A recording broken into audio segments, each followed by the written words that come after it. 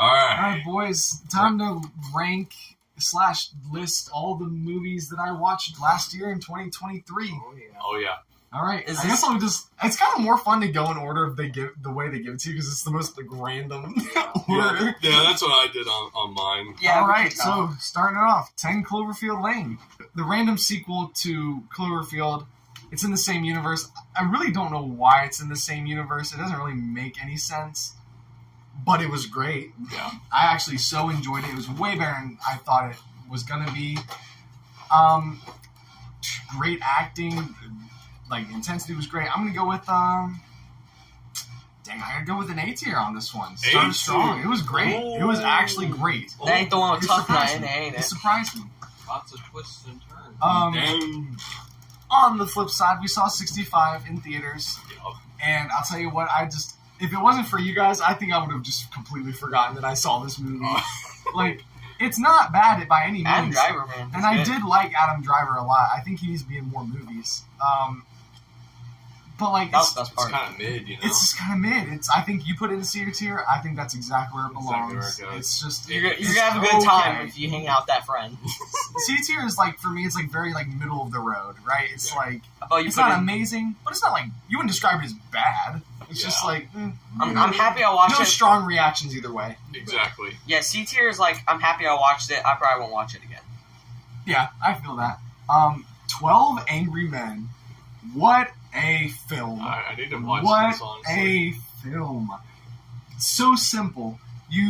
Other than, there's in the very, very beginning, there's like a minute shot, and in the very, very end, there's like a minute shot, very short shots, that are outside of the, like, debate room or whatever, like the jury room. Other than that, the entire film takes place in one room with the same 12 characters. I think that's so cool. And it is just one of the best like dramas you've ever seen. So good. The acting sells it. If the acting wasn't good, it would be boring. So was surprised. It surprised me. Everyone said it was good. It was great. A tier. It was A tier. It was great. Yeah, you know it's impressive whenever like you have one location and like the and whole it's still movie. good. Which is funny because both of those movies, 10 Cloverfield Lane and 12 Angry Men, are like similar because for pretty much almost the entire movie, you're in the same location for both of these. Dang. Organization. Good stuff. Nosferatu. Guys. Dude, I need to watch this movie. We talked about this in my video. We talked about it. But what's your opinion on it? What I just got to say is literally, this film was better and had more frightening imagery than like most horror movies that come out today. Like, it was just very effective. The visuals were very, like, disturbing when they wanted to be. Yeah. Memorable. And because it's a silent film, obviously you got, the little title cards with the dialogue on it, but, like, a lot of the stuff they're trying to convey with just the visual, right? Which is very much, like, acting and things that you're seeing, like, has to tell, like, the majority of the story, because every time they put the dialogue up, it's, like, cutting, out from the action. Yeah. So... and I think it's great. I think it's insane that this movie's over a century old. That is literally insane, and it's still so good. I enjoyed it way more than I thought I would. What were you saying? It's literally crazy. It's literally crazy. I would definitely watch it again. Guys are like... Gar's like become an old man. It's literally crazy. I don't know what he's talking about. Wait, where did I put it? I know you put it in B tier. And I will say, like, I want to rewatch it to like gain like harder opinions on it, but after the first viewing, I definitely enjoyed it a lot. I want to rewatch it. I actually want to own it. There are parts that I think maybe the pacing gets a little chopped up, a little, drags a little bit. Like I said, like the scene with like Knock running around, the whole like town's chasing him. It was like, it's like funny, but it's like, why am I watching this? Yeah. So I'll put it in a B tier. Okay. I'll put it in a B tier. Yeah. I think it was a great movie. I can agree with that, actually. Like, it is what it is. Akira. I've only seen this movie once. I only watched it the one time. I saw it before you did. Yeah. And recommended it to you, but I've only seen it once. Dang, so I'm really interested in this perspective now, because I rewatched that thing. Yeah. So when I first watched it, it was nothing like I thought it was going to be. I thought it was just going to be like a cyberpunk, like, action anime film, right? That's what I was expecting when I went into it. And it was definitely like a little bit, you know, like future cyberpunk a little bit, right? Like with some of the futuristic technology stuff. But really, a lot of it was just like a psychological thriller. Like that's what I thought of it, right? Yeah, a lot of it was for like real. in the mind stuff, which I was not expecting. And of course the ending just like blew me away and I was like, what did I just watch? What is amazing. happening? So Holy cow. I will say, like, it took me a long time to really digest the movie because it wasn't what I was expecting. But after, like, watching some, like, other people kind of talk about it and give their point of view on, like, what they thought it was about, I think it's a really, really well-made film. The animation is stunning, even for today's standards. It's so smooth. Iconic movie. The Akira slide. How can you not love it? The motorcycle. They've referenced it in so many movies. It's iconic. I'll put it in a B. I'll put it in B. B. I'll put it in B.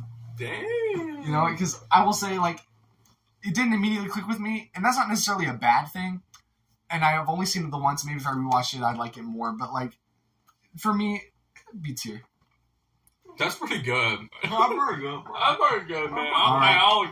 I'm fine. American I Psycho. actually, this is probably the one I'm like top 3 most interested to see Gavin rank in this video. American Psycho? Yes, this is like that's So- like top 3 for me right there. Like I'm wondering. It's, so the performance of Christian Bale just cannot be understated.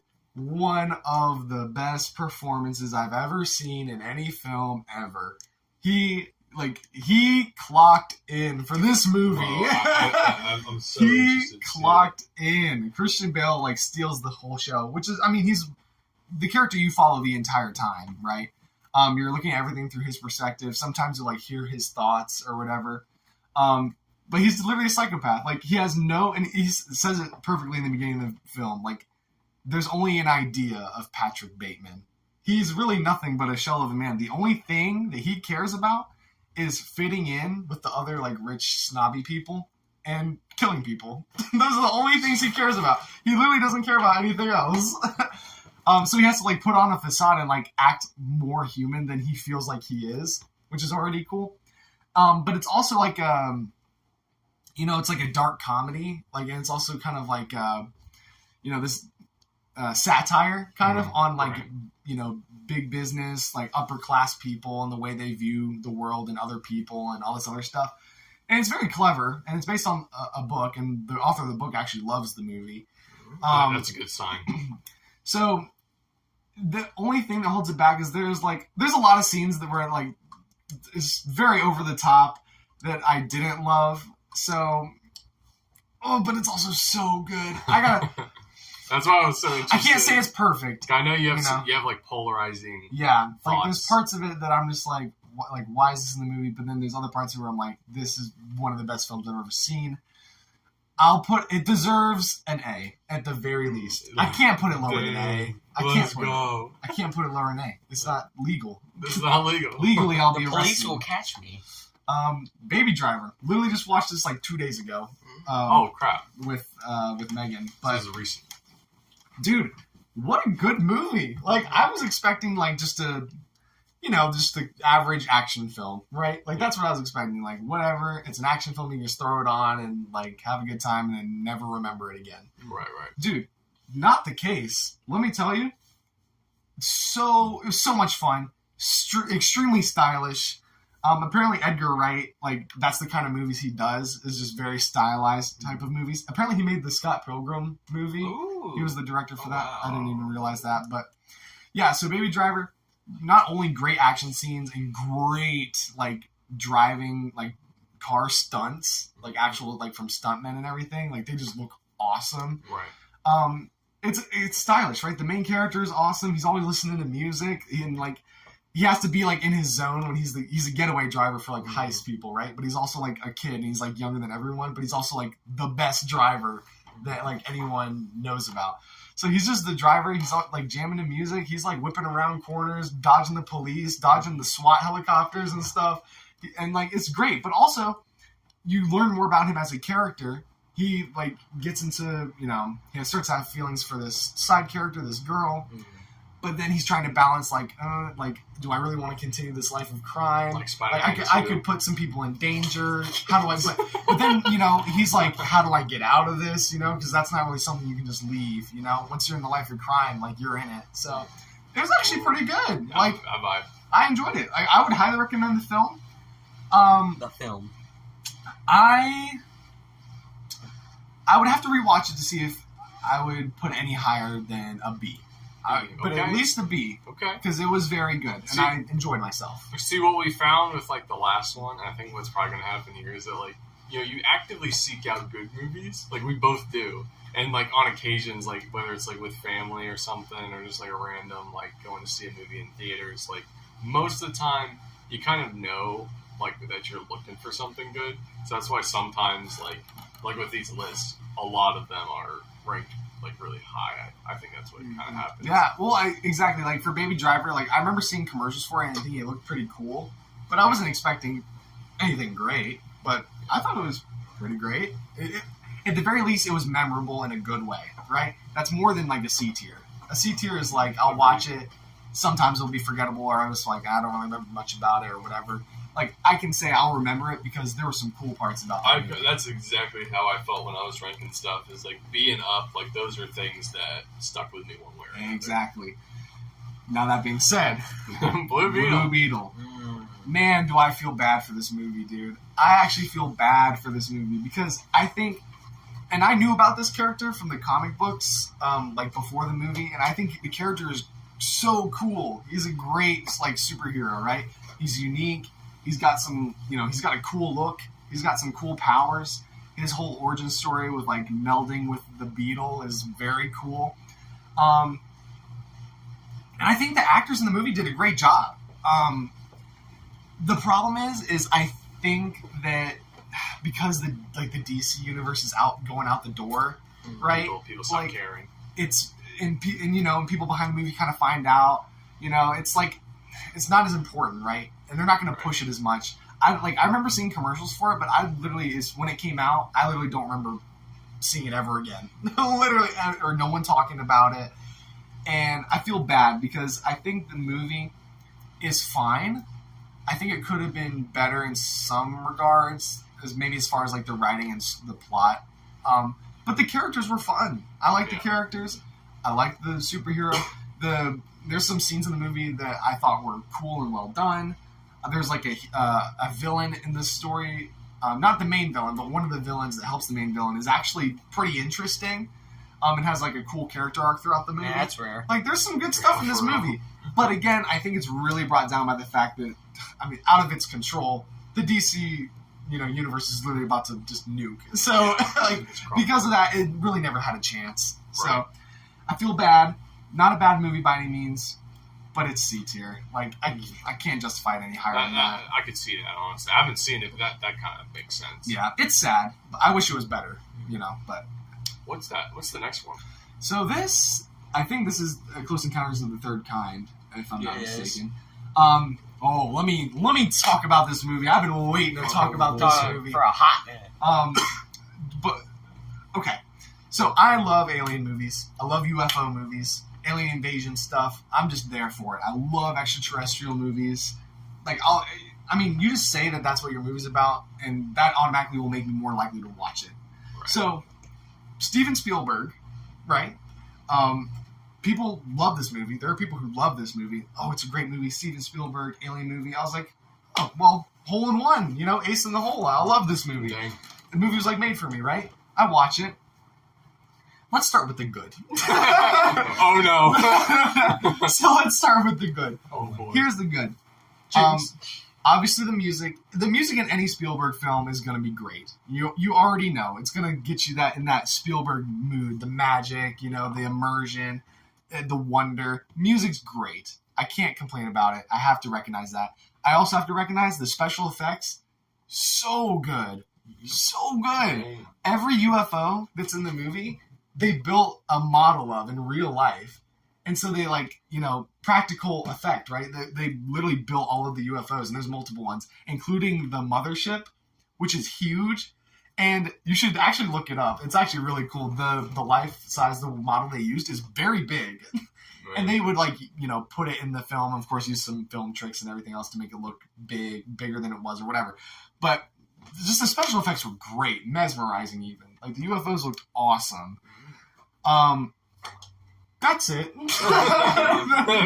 Like story. Oh my lord! The story, it had potential. It had potential, like in the beginning. And I'm watching, and I'm like, okay, like all right, we're setting some stuff up here, some characters, right? And I will even say there's a scene in this movie that I just couldn't take my eyes off of, and it was nothing inherently interesting. When the main characters see the UFOs in the beginning of the movie, they have this shape in their minds. You find out later that it's a place. It's a mountain. It's Devil's Tower in Wyoming. And they can just see it in their minds. They can see the place, but they don't know what it is or where it is or anything like that. And it's like driving them insane, literally. And one of the main characters is a dad of like 3 kids, and he has a wife or whatever. And he's just going insane. He's like, what is this thing? What does this mean? He's drawing it constantly. He's like sculpting it. He's like grabbing things and making the shape. And his family thinks he's going insane. And there's a scene when they're at the dinner table, and he's like literally like taking all of like the mashed potatoes from the dinner table and like making the shape. And like one of his kids like starts crying because he's so scared that his dad's going insane. And I was like, what? This is good. Like what a scene. I'm like, such an odd movie. I was like, I'm into this. The ending ruins this movie. The ending ruins this movie. Yeah, I do think I remember you telling me that at some point. Are you okay? Are you interested in watching this movie? Because I don't want to spoil it for you. No, I don't really. I honestly would not recommend you watch this movie because I know how you feel about like good character writing. This is the opposite of that. This is not pudding. No, like This is not pudding. So there are a couple of main characters, but one of them is like the dad, right?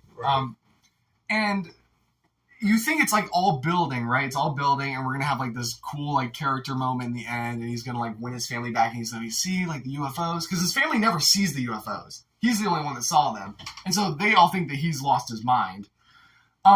Here's how it ends. He and this other main character who's not in the family, but he meets because they were both around in the same area when the UFOs like came over the first time. So they go to Devil's Tower. The aliens make contact with the humans there. They like go down and like the aliens come out of the mothership and everything. But they're peaceful. You find out they were just trying to like make contact with humans. It's actually a pretty cool scene. Then the dad freaking goes in the UFO and leaves his family. I wish I was joking. Peace out. It literally ends with him being like I want to be with them. And like he just goes in the UFO and the UFO's like I was like, Was their family okay with that? Bye. So he freaking leaves his entire family, and I was like, so I was like, well, this movie sucked. And like, I know there's people who absolutely love this movie, dude. Like, I feel like the character writing was just not there, dude. They didn't deserve that. Dang. So Spielberg's got that magic. But he does. Sometimes this movie's like, if you like really critique them, like you find like certain things that aren't as good as you'd want them to be. Well, I actually found I don't know if it was an interview or what, or an article or something, but apparently Spielberg said that after he himself in real life had kids, he would have never written the guy to leave his family like that. But he didn't have that like perspective of being an actual dad. No, So, but anyways, D tier. Oh my god! I'm sorry. It's not popping, y'all. I'm probably not upset a lot of popping. people with that, but good grief, I hated the end. Is that the first Cloverfield? Yep. It's got tough night. Alright, be careful because I do want to watch. This is a movie I'm. Oh no, I won't spoil it. I mean, dude, Really? I think the less you know about the movie, the better. Yeah. All you need to know: giant monster film, found footage, Oh yeah. Oh yeah. Clean. T.J. Miller. Speaking of language, That's my boy. and it's excellent. It's actually excellent. I loved it. I mean, I'm a huge Godzilla fan and Pacific Rim fan, so obviously I would love this. But Matt Reeves, great directing. J.J. Abrams was on here as a producer. Like, honestly, there's some stacked people behind the movie. I loved it. I want to rewatch it before I put it any higher, It's B. but it's absolutely an A. Oh, It's gotta be an A. Clean. Maybe an S, but I'd have to rewatch. I like that staircase you got going there. Yeah, it's gotta. I'd have to check it out again, but great movie. Highly recommend. Devil. I fell asleep years ago when I watched this. I fell asleep. I watched this during my spooky season. I watched this with Dad one time randomly. I fell asleep. All I know about this movie is like trapped in an elevator and ghosts. I don't know. It kind of seems like a cool idea. The premise is cool. Is that about The it? acting's pretty good. The execution was a little rocky. Okay, where's the butt? There is a twist in the end, and I wasn't expecting it, which was good. But after like thinking on it more, like after the fact, it was kind of dumb. Like it was a little dumb. That movie did not stick with me at all. It was entertaining, but also again, until I like went through my history and saw that I had watched reviews on it, I completely forgot this movie existed. So almost didn't make it on the list. See. Oh boy, Eraserhead. Oh boy, here we go. Sounds interesting. Yeah, it sure does. Just doesn't even say anything. No, what are you Makes doing? his own tier. What are you Makes doing? his own tier. What is Yeah. that?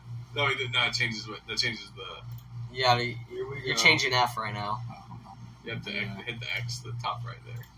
and then What that are you one. doing? Gavin, what are you doing? This is not part of the program. It's not part of the program. This is not how it works. He's moving out of the way. Don't know. He's changing. He evolved. This What do we do with this? What does that this mean? movie, if you could call it Just that, question marks. I need to is watch this and I need to bring some clarity. it won't do that. if there's one thing this We'll movie think about like does, two minds beats one. You know, we can like both figure it out. We can figure out whether or not this is a movie. there is no better way to describe this film.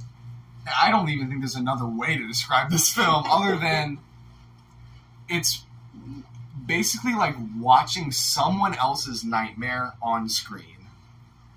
Because things that happen in this movie are illogical, don't make sense. Like nightmares. The main guy recognizes things around him are not right, and he like will react to them, but he doesn't say anything because I guess he's too awkward or weird. But like weird things will happen, and like things that just don't make sense will happen, like out of nowhere. Like sometimes things will be normal, and then something absolutely insane will happen, and then you'll get these long, drawn-out scenes where like it's just one thing after another, just mind-boggling. Like, what am I watching?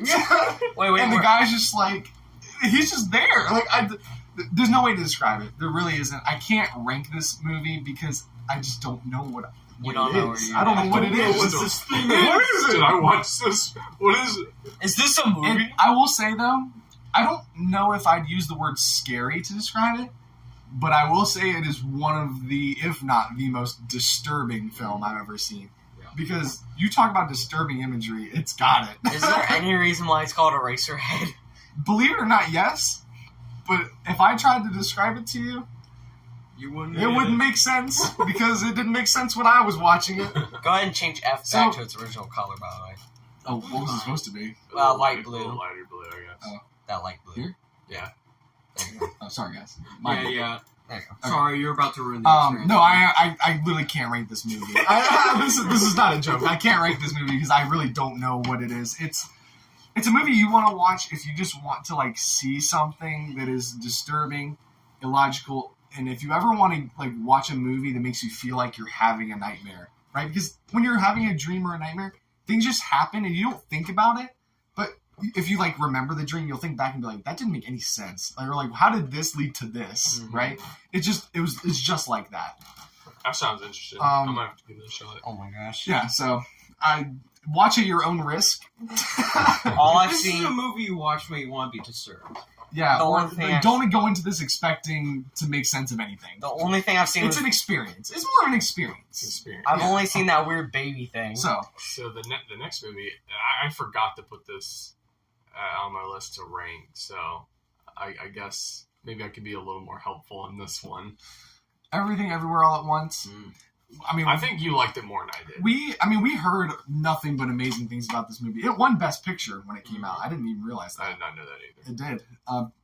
And you hear like nothing but like, oh, fantastic movie, one of the best movies that's come out in the like past like 10 years. Like people saying like all this praise. We watched it, And while I do think it's good in the way of like creativity and like letting the director just do what they want, right? Like full like creative freedom on that. And I think that's amazing. And the fact that it was such a big deal, such a big film, it got so much praise, it won Best Picture. I think all of that's amazing. You respect it. And the acting is good too. Oh, and the acting was great. Yeah. The lead actress like killed it. Yeah, like, she did a good I'm job. pretty sure she won an award for doing that in that movie.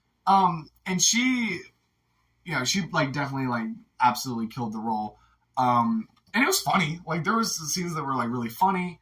There was dramatic scenes. But I will say, I don't think that I got it on the same level that a lot of other people did. Yeah, no, not at all. I think like I was really into and intrigued by like, the first part of the movie, and then it just kind of didn't go where I was expecting it to, and it really didn't feel like it really went anywhere meaningful by the end. Even though it almost felt like it was trying to, because it definitely ends on like a somber, like, oh, okay, kind of, like this is saying some sort of note.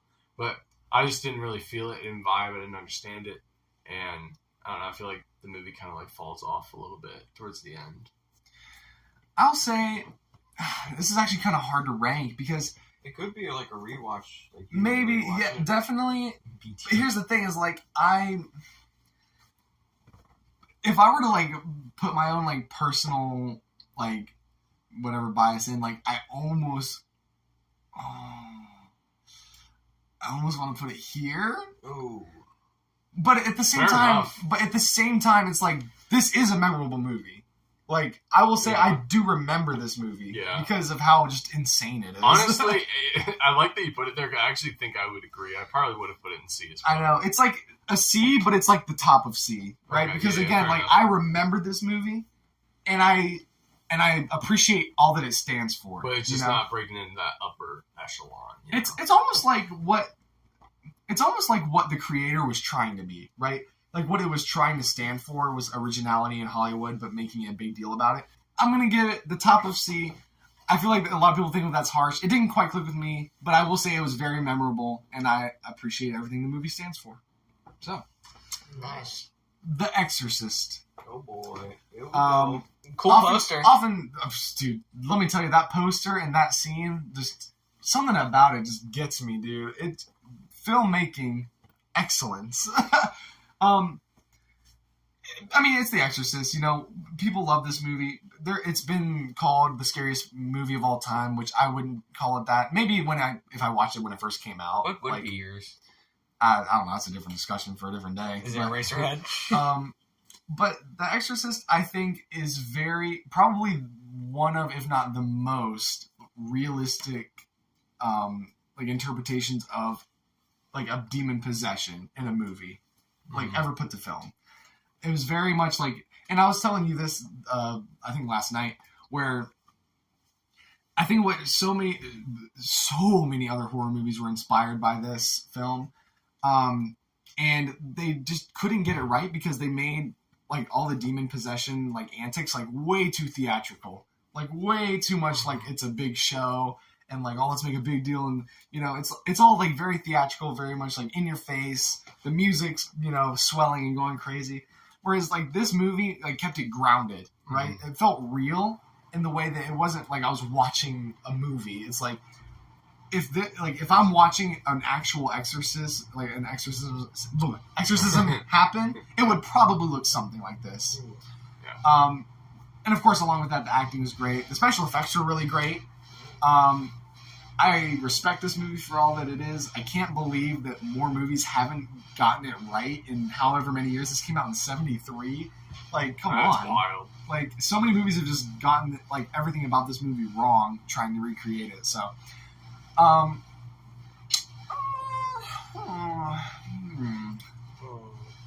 definitely remember this movie. I respect it. I think I would maybe sneak it on into B tier. Sneak into B, okay. The skimming it is. I think it's interesting how you've not touched the S tier yet, not hit it yet. I respect it because I think very guarded. I think of S tier. S and F tier are like not. I don't think they're ever meant to be used commonly. I think like as you work your way out, you gotta mean it if you put something in there. Yeah, and I think like as you work your way out, like you use the tiers like less and less. You know, like the middle is like most of the time. It's usually B or C. Yeah. So. Oh, we got well, listen to me. Flights of Bear Boys. Listen to me carefully. Depending on what you do, it could end our relationship. Yeah, the same thing. It could end our relationship. Here's the thing. This movie sucked! Shut up! I'm glad that Scott Cawthon was able to get the film made that he wanted to get made. Okay? And you can if admit... I'm Scott, I would be thrilled, right? That I got to, make this random indie game by myself with, no budget, no help, and it turned into this absolute franchise. And he got the movie made that he wanted made. It wasn't like he had no.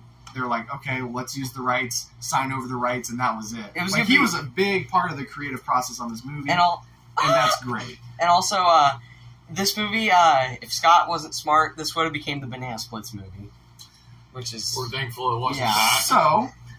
That being said, I'm not the biggest Five Nights at Freddy's fan. Five Nights at Fans. Five Nights at France. I've only played the first and second one in passing, and that's more or less it. I do not know the extended lore other than what you guys have randomly told me. That's a whole hour. So I'm going into it somewhat blind, just knowing essentially what the characters are. That's pretty much it. The sets look great, the animatronics look great, it's the same thing that everyone's been saying, but, it's just, I don't know, man, it's pretty, I struggle to say not creative in the way of the, scares, right? Yeah. In the way of the scares, in the way of the violence, people like me are just going to watch this movie to watch animatronics kill people. Mm-hmm. That's what you're watching this movie. Now, I get, that there's more to it, and that's fine, right? And they're in the games, right? That's what, there's so much around it. There's the kills in the books, there's the kills, they'll, graphic detail, but there's lore. We needed more of that. It was mostly, if I were to describe it, this movie was 90% lore and 10% scare, right? Yeah, I like it was all the dream sequences. It was all the backstory, the dialogue, and I'm gonna be honest, dude. I just didn't care. I didn't care about any of that stuff.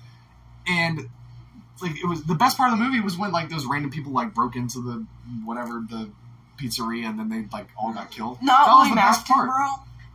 To me, it was the best part. Really well, because that was cool and the suit looked cool and it was definitely probably the creepiest part. But the animatronics didn't even do anything in that scene. Mm-hmm. I guess they were holding him back just while he got clenched and died. I guess I don't know. But they didn't do anything. The animatronics don't do anything in this whole movie. All they do is just run around and play pretend and build forts. I came to watch them kill people. Yeah, that's a big problem with me. There is very few. Most of the kills happen by the cupcake, which was the only CGI character. So lame. You never see their legs move. You never see them actually walk. And even when Foxy had his running down the hallway scene, the light was blinking. Well, it also that scene happened 3 times. Mm-hmm. Also, I pointed that out to Gage. I was like, dude, no, you mean the fact that there were so little kills. And one of them was repeated 3 times is insane. Yeah, I remember not even, I didn't even realize that. That's such a crime. So, nothing against the Five Nights at Freddy's, franchise. It's just not for me. But just as a film... You make me sad. Dude. I think it's I do think that we do see Foxy walk, full on in, one scene. Yeah, bro, I think we underestimate the how best way to describe it is, other than visually, it's a pretty schlocky movie. I wouldn't say schlock. I would just say it was sloppy. boring. But Gunnar, that whole thing you're saying about how you never see her legs is that literally that one scene where Foxy walks took 15 people to do. I will say that the balloon boy jump scares were actually fun. And that was the only part of the whole movie that I actually laughed. And the cameos, bro. Matt Pat and Corey Kent. I think it was 3 different times they pulled it. Yeah, and if it was anything else, it would be lame. But the fact that it was Balloon Boy and he's tiny and I don't know, that made me laugh. And then Matt Pat's the movie. But where would you put it?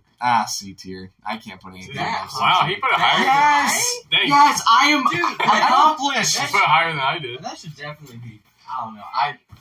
I don't like that movie at all. See, Gavin had a fun time. They definitely put higher than I did. I mean, I don't like. Remember, it's a friend you don't like, but you know you'll have a good time if you hang out with him. I don't. It's like it's not even like. It's not. In my mind, it's not bad enough to be a D. Like, it's not. It's really not that bad. What movie is next? Oh, is that Final That's Destination? Final Destination. We're in this horror train. Hey, side note. Definitely 2000s. Not gonna lie though, like it was a fun movie. Kind of Like, worked. I was vibing. Like I actually want to watch like at least a couple of the sequels. I know there's like a ton of them, but no, the first one was good. The premise is interesting, right? It's like these this group of teenagers essentially avoid this like they were supposed to die, right? Like, and this is right in the beginning, so it's not a spoiler. They're all on a plane. They're doing like a school field trip or whatever. And the main character gets like this vision of the plane like crashing and they all die, right? So then he freaks out. And he's like, "Oh, I want off the plane. Like we're gonna die. We need to get off the plane. Everyone needs to get off." And of course, like he gets escorted off by like security because they're all like, "What are you doing?" And then, but like a couple of people end up coming with him for different reasons. Some of them like were like trying to fight him, so they got escorted. One of them was just like, "I got a bad feeling. Like I'm gonna get off." And so then the plane takes off and it actually explodes and everyone on the plane dies. And so then everyone who's left is like, what? But then, because of that, it's essentially like the universe is trying to like fix it. So like, that sounds all of these random things keep happening to these kids. It's like the fluke accidents are killing them, right? Freak accidents. So, and then like, they're essentially spending the whole movie trying to like avoid getting killed by all these like random freak accident things. It's pretty cool. Like, it's a cool premise, right? It's like they were supposed to die, and because they didn't, the universe is kind of out of whack. So it's kind of like the universe is trying to like correct, by like doing all these random things to try to kill these characters. So in that sense, it was fun. I wouldn't say it was anything amazing, but it was entertaining enough, and I remembered it, so it would go B. B tier. Yeah, it was fun. Okay. Fargo. Oh, Fargo. So this is apparently a classic. It's like you said, a Coen brother movie, and they make some crazy films.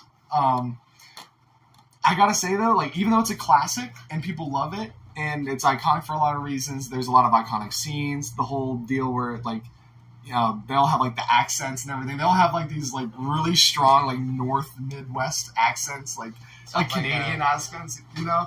They're like, "I saw Moosey." Pretty crazy. Sounds like a certain movie gauge. I gotta say, it didn't click with me. It did not click with me. I watched the movie and I can respect it. I can respect the acting, but like the plot is so weird.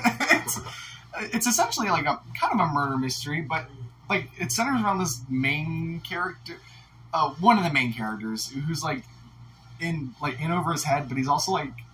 You hate him because he's like too much of a coward to like ask for help, so instead he goes to great lengths to try and get around his problems to the point where he literally hires criminals to kidnap his wife. Like this dude is not likable at all. But yeah, it just didn't click with me. I can respect it. There's some iconic scenes. There are a couple scenes I like in it too, visually and like with dialogue. Yeah. I gotta admit, man, even though I respect it, it's floating around D. People are going to be mad at me for that. I did not expect that. Worst Fights at Freddy's is better? Yeah, it is. Maybe C. Maybe... FNAF movie's better. Let's get it. It's not bad. I can't say it's bad, so I'll put it in C. It's just, not my thing at all. It wasn't my thing. I think C probably See, makes Gavin sense gets based it. on that. Gavin gets it. The Fly. Ooh. The Fly.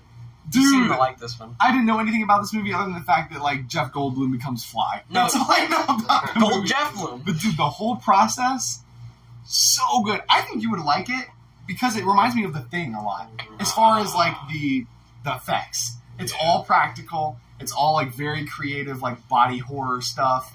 Oh. And it was very disgusting. But it was also, visceral, where you're like, dude, what is happening? It's like The But it Thing. was convincing.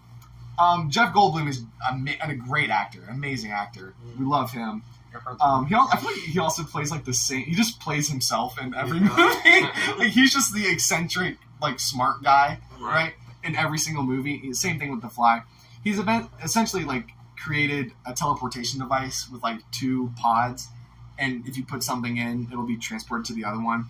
and like he's testing it and working the kinks out, and he's like made friends with this reporter girl, and they're the only two people that know about it. But and of course, like the fluke is he gets into one of them to transport himself, and a fly gets in there with him, and he realizes later on, like he gets transported, whatever, that like the computer couldn't decipher the fact that there was 2 living beings in there, so it just combined both of them. Oh no! But it's funny because it's like kind of a slow process. Originally, I thought he was going to come out and look disgusting, but he comes out looking normal, and it's like slowly he starts to change. But there's also a little bit of commentary as well that I wasn't expecting. And of course, he's a genius, and he's trying to explain, like, he's like, like, do bugs have government? He's like, I'm going to be the first, like, bug mayor or whatever like this. And he's, like, starting to say all these insane things, but, like, the more he explains it, the more you're, like, you feel bad for him, but also he's, like, a genius. I don't know. Good movie. Great effects. B. Okay.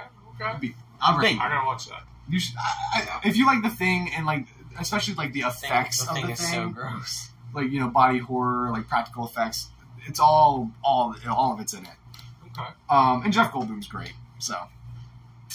Forrest Gump. Oh boy. Gage is like Gage. S tier. Gage put in S tier. It's a great movie. Oh, Gage. You're lying. I'm just kidding. I'm just kidding. No, it is a great movie. Megan and I watched it together. Tom Hanks does just a great job as Forrest, right? Like, he sells the character. He's exactly what he needs to be. And you're right. It really is just about life. It is. You literally just follow him basically his entire life. He's giving his entire life story. He's like narrating it and stuff. It's so inspiring. And because he's so, in his words, simple, right? Like, he just sees, like, the bare necessity of life, right? He's not caught up with all of the politics and the wars and stuff. He literally goes to war, but it's really just, like, he did it because this is the thing to do, right? It wasn't because he felt any strong way. He was like, well, I guess I'm going to do the thing, whatever. Like, he's just doing his own thing, going about life in the most simple way, but sometimes the simple part of life is the best part of life. And dude, amen. There is a lot of commentary. Great movie. I gotta tell you, like, I can't deny that it's a great movie. I don't think it resonated with me as much as it did with you. So not S tier. Look, Gavin, it's okay. You don't have to put an S tier. You can put an A.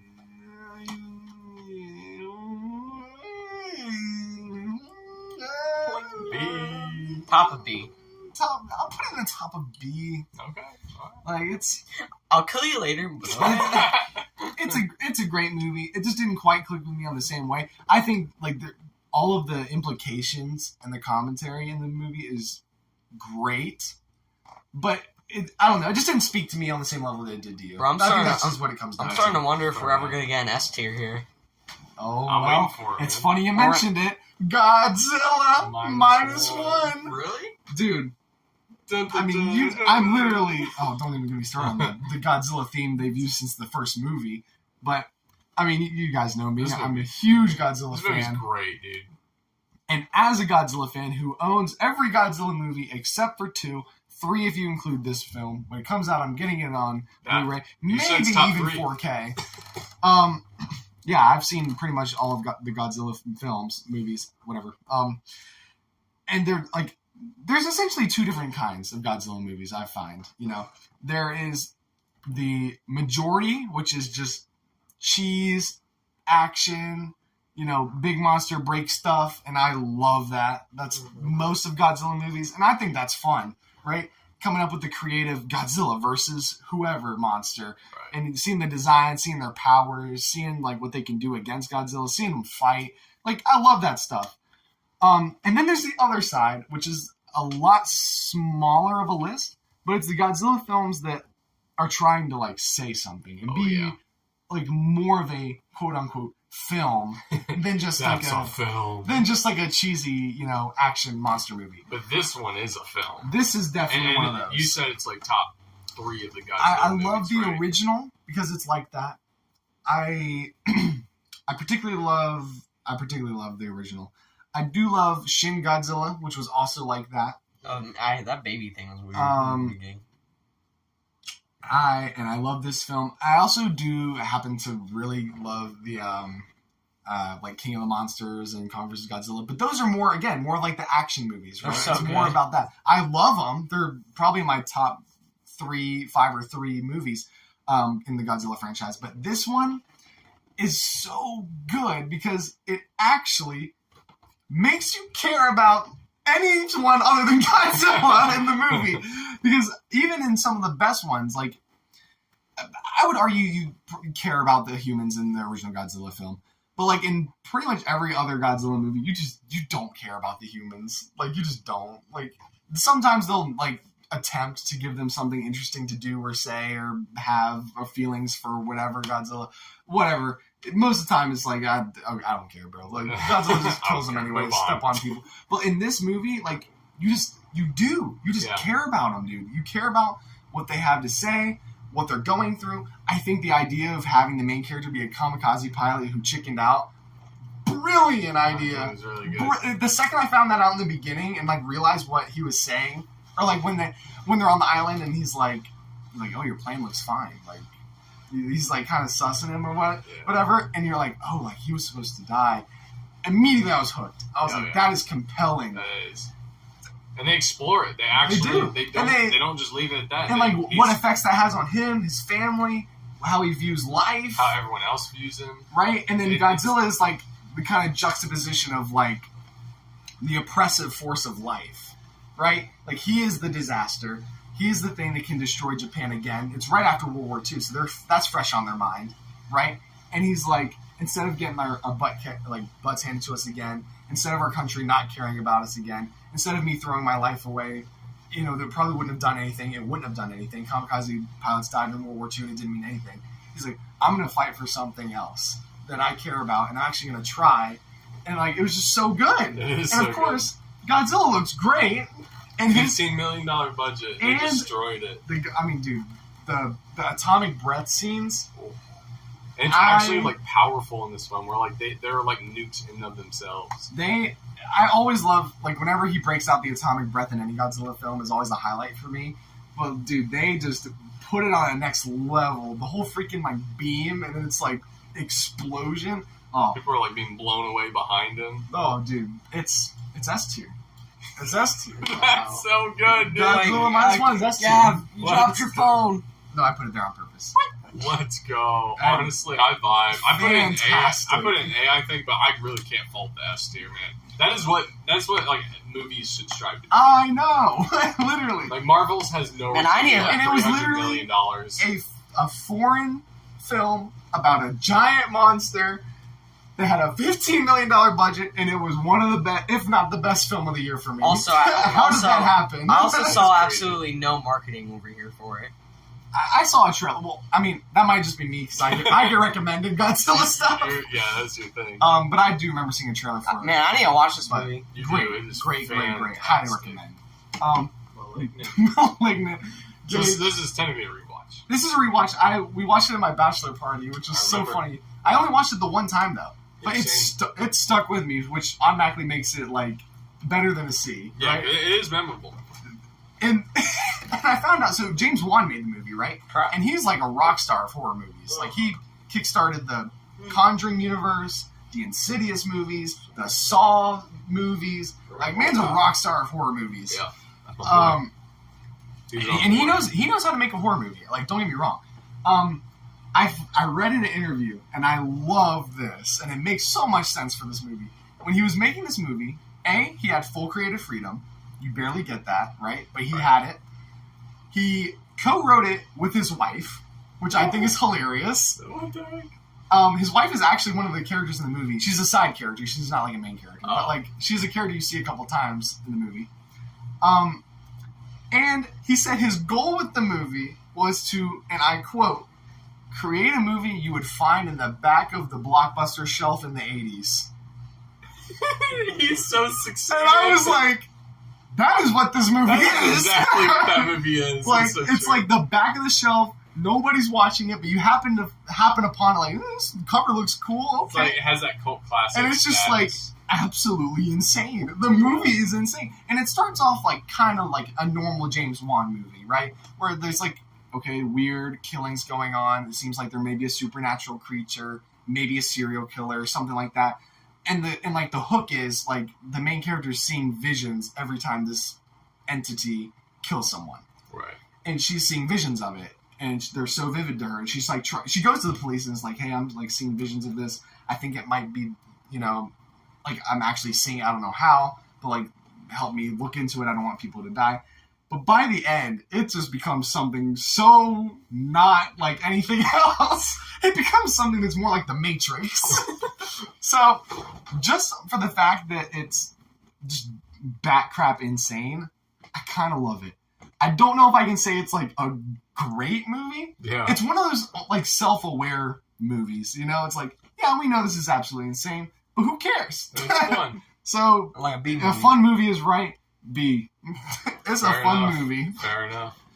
It's popping. Yeah, I recommend it. If you just want to like see something that's gonna blow your mind in all the weird ways, in all the better ways, not like this, not like Eraserhead. Not that. That'll hurt. This movie will hurt will you. hurt you. This movie's a good time. All right. Night of the Living Dead. Man, I mean, it literally kickstarted zombies as an idea. Period. Like, how many movies get It to say that? kickstarted zombies. Like, zombies were, especially in like the late 2000s, early 2010s, were like the crap. Zombies were everywhere. Yeah. Got Left 4 And Dead, everything. Walking Dead. Walking Dead starting The Call of Duty zombies Call of Duty was like zombies. popping off. Like, people It love started zombies. here. Zombie apocalypse. You would see stickers like, zombie apocalypse vehicle. Like, people were just into it, right? Mhm. But this started it all in like the 60s. And it set a lot of the rules, like the whole like, to kill a zombie you have to shoot it in the head. Or it came up with the idea of like the survivors being stuck together and like fighting amongst each other, right? Like all of that happens in the movie. And it's like, wow, like I've seen this so many times, but this is the first time. Yeah. So I got a lot of respect. It kickstarted a lot of really great stuff. On its own, it is an entertaining movie. And it's definitely memorable. And the ending was actually like not what I expected either. It like caught me off guard with that. There was some good acting as well. Here's my. I'm going between B and C on this. I don't know if it's as. I think you should definitely give it a watch at least once, like that kind of movie. But maybe not rewatch. I'm not chomping at the bit to rewatch it though. I'll say it's a C tier, but it is a good movie. It's an iconic Okay. movie. I'm so happy we're here. Oh, guys. Because I What do remember, we have here? I remember we had this conversation over the phone after you watched this, like literally right after, Oh, and that was a great conversation. And I'm honestly really happy that we're at this point now in this video. guys, what is there to say about Kiki's delivery service? Oh, It is peak. that's what it is. What is there to say? It's cinematic perfection. What'd you do It really is, What'd you do though, to I mean. engage? Seriously, though, I mean, first of all, Ghibli film, so music and animation is already Joe Saishi! It's already Saishi. just absolutely excellent. Bro, you need to like look up a compilation of Joe Saishi's music. He's I already listen to legend. Ghibli music, bro. Like, you can look up YouTube with just 1 hour of Ghibli music or 5 hours There of Ghibli you go. music. a whatever. legend. So the music and animation is already just top tier, like top of the line in the industry. Great stuff. Now, the story and the themes and the characters, I was really looking for that. And we'll talk a little bit more about this when we get to Princess Mononoke. But I just really, really wanted to click with this movie, and I did, and it just was so perfect. It The just ideas- felt right. It did. The vibes were so good. It is a It vibe. starts off so strong. It is a vibe. I know, bro. I'm smiling so big right now. This movie is like one of my favorites. The beginning is so good, and it just puts you in the right mood, and you're just like, take me away. Bro, do you Unlocked. remember when I sent you the top 10? I actually put this in my top 10 favorite movies of all time. You did, So yeah.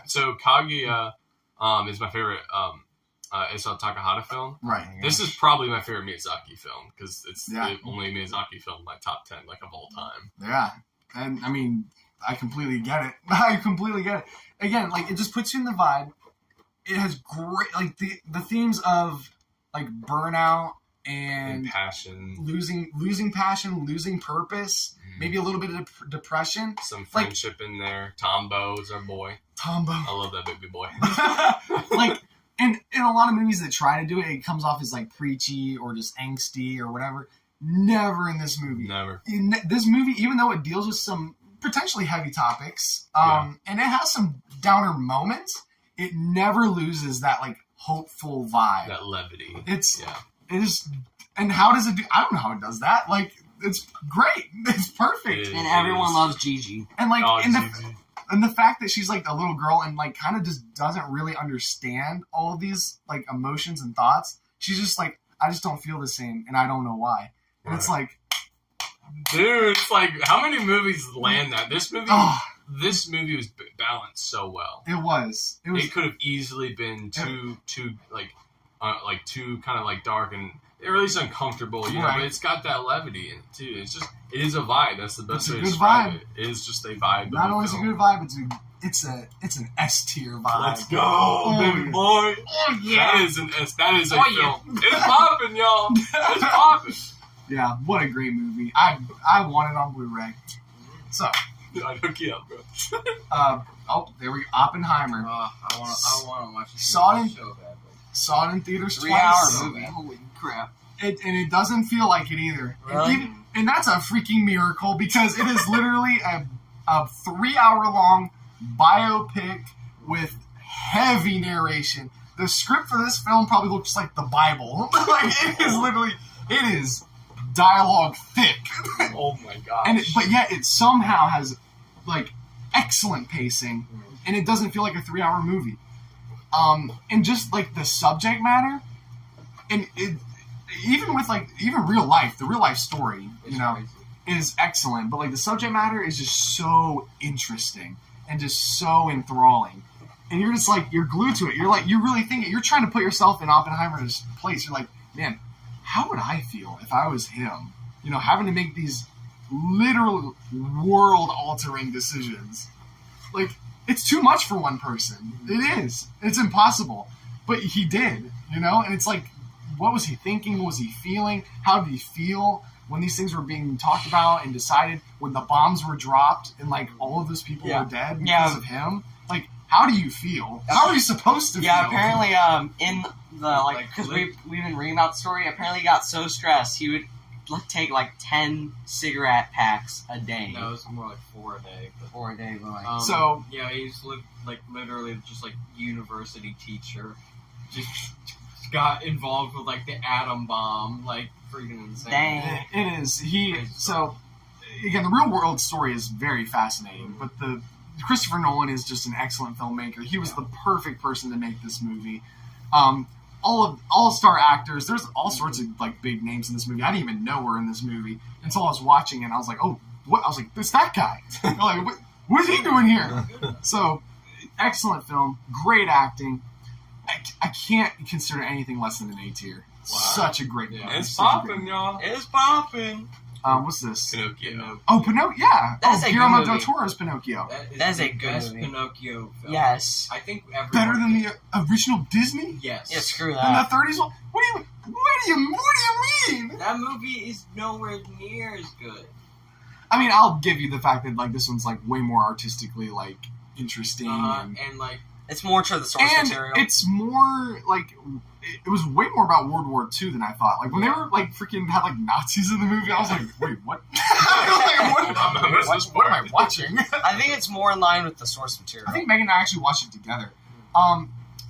Yeah, it's an excellent film. You can't say anything less than that. Beautiful. It is a... Yes. Stop motion always ages so well. I gotta say, though, like, it was excellent in so many ways, but I think it's just one of those things where it didn't quite click with me like it did with other people. Like, I watched it, and I will say maybe it is the best interpretation of a Pinocchio story that there ever has been. Mm-hmm. But even so, it's like, B tier.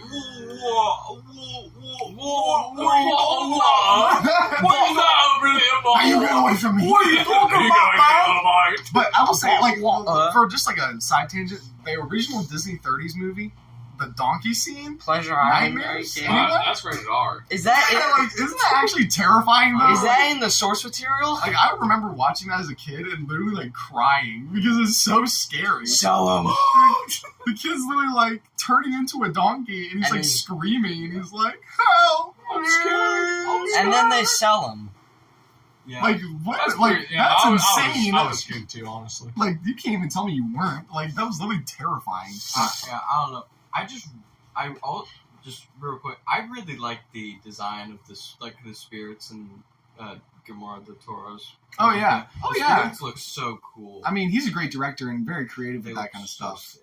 Yeah, I mean, great movie. Again, it just didn't click with me on the same level as a lot of other people did, I think. But it's at least a B tier. You know, I At remember it. least, I mean, I think it's at least an A tier, but like, Bro, Gunner is so What's easy. is my list? I think B's fair It's enough. so easy. I kind of feel that energy, honestly. And I forgot to rank this in my video. I totally forgot I watched this. Would you have put it somewhere similar? B. Probably. I definitely wouldn't have put it lower, and Yeah. there's only a slight chance I'd feel A, but probably B. It does not resonate with me the same way Wes Anderson's stop motion movies have. Yeah. So moving on to Logan. So I heard every good thing about this movie ever, right? Like it had so much praise. I will say the like direction of the film is like excellent. Also, this is random, but also like just the costume design is very good. Like it's you feel immersed in this world. It almost gives like Western vibes, like you're watching a Western.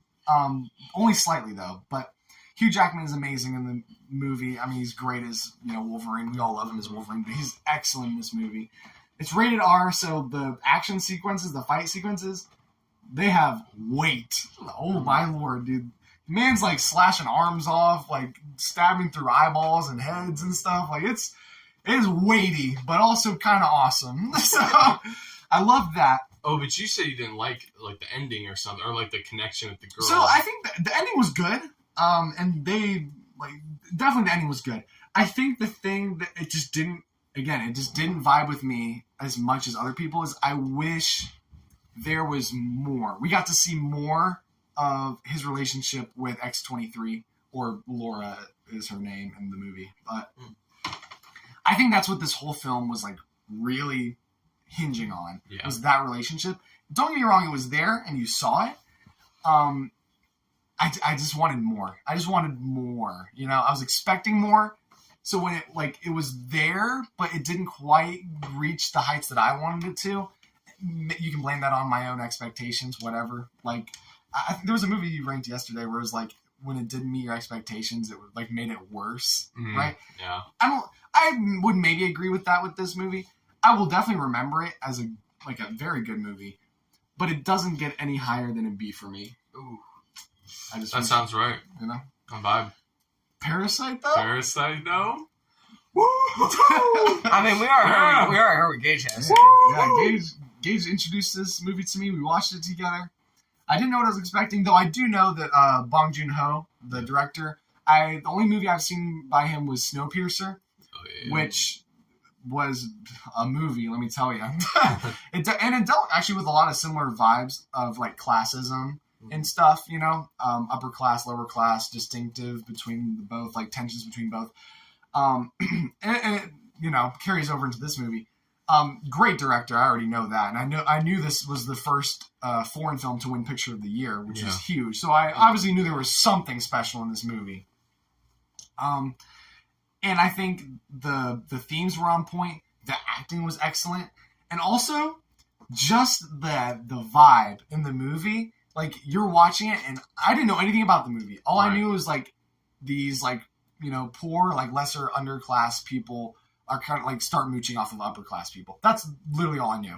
Right. So then watching the movie, and I'm watching it for what it is, and it's funny and the cute how they're like getting each one of their family members involved. It is it's like, pretty oh, okay, like entertaining. this is funny. Like I see what they're doing, and they're all vibing, and I'm like, okay, this is the movie. And then it's that kinda scene, it's kind of like chill, lighthearted, and funny and for a then while. that scene happens, And you're like, this is a I was different like, movie. I was like on the edge of my. what is happening? What am I watching? Let's just say they start descending. What am I in seeing? more ways than one. And I was just absolutely thrown for a loop. And from there on out, I was like, what is going to happen next? Like, I was scared. Hang on. But by the end, I think it ended excellently.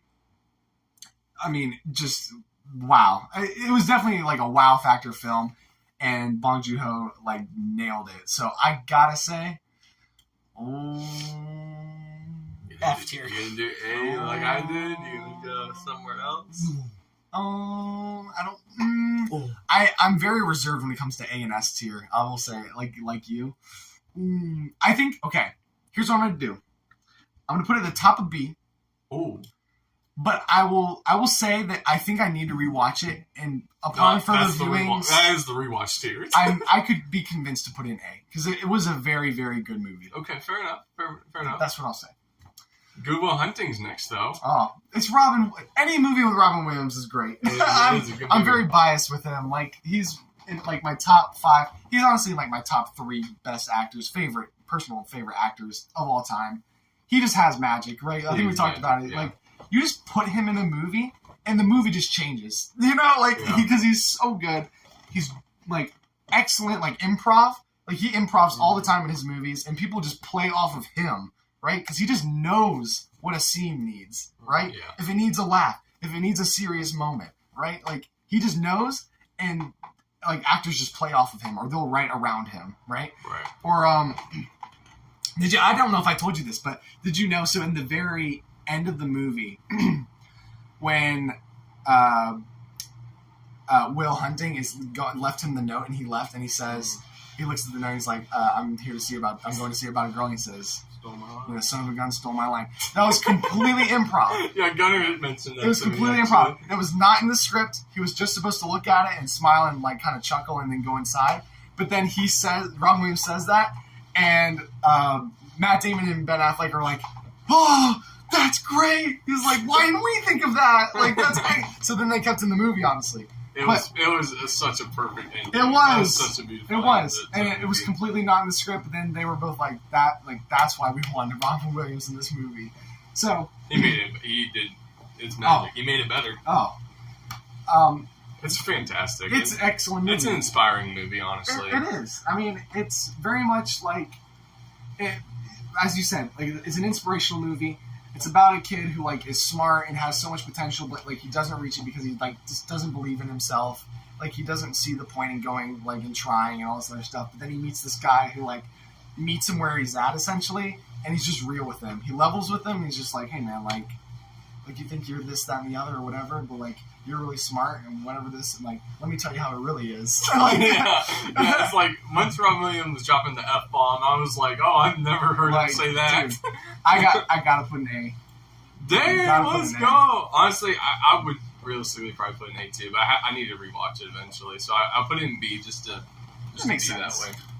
But I do have a bias with Robin Williams. Like, if you put him in a movie, I'm automatically probably gonna like it more. MK. Mortal Kombat. This was just so random. This is like the first movie I watched in my spooky season, and it wasn't really a horror movie, but I was like, it kind of fits, and I kind of want to watch it. It's okay. Like, here's the thing. Not memorable. The kills were excellent.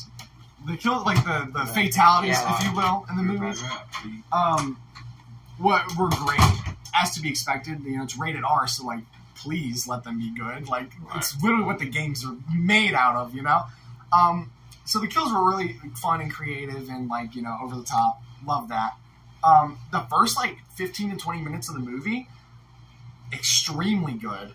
It was actually almost, like, too good to be true, which a lot of people will notice. It was kind of going into a backstory between Sub-Zero and Scorpion, which is, like, excellent. And again, it's almost too good. You're watching it like, there's no way that this is like a video game movie. And then, of course, they cut to present day.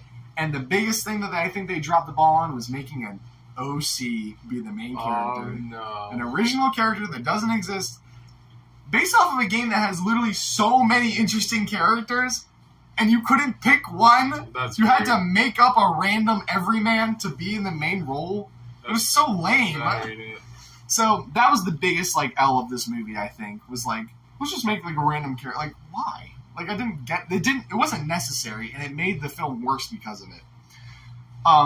But again, like the action scenes were fun. Also, the guy who played Kano in this movie was like, he did not have to go that hard, but he definitely did, and it was fun. So, C.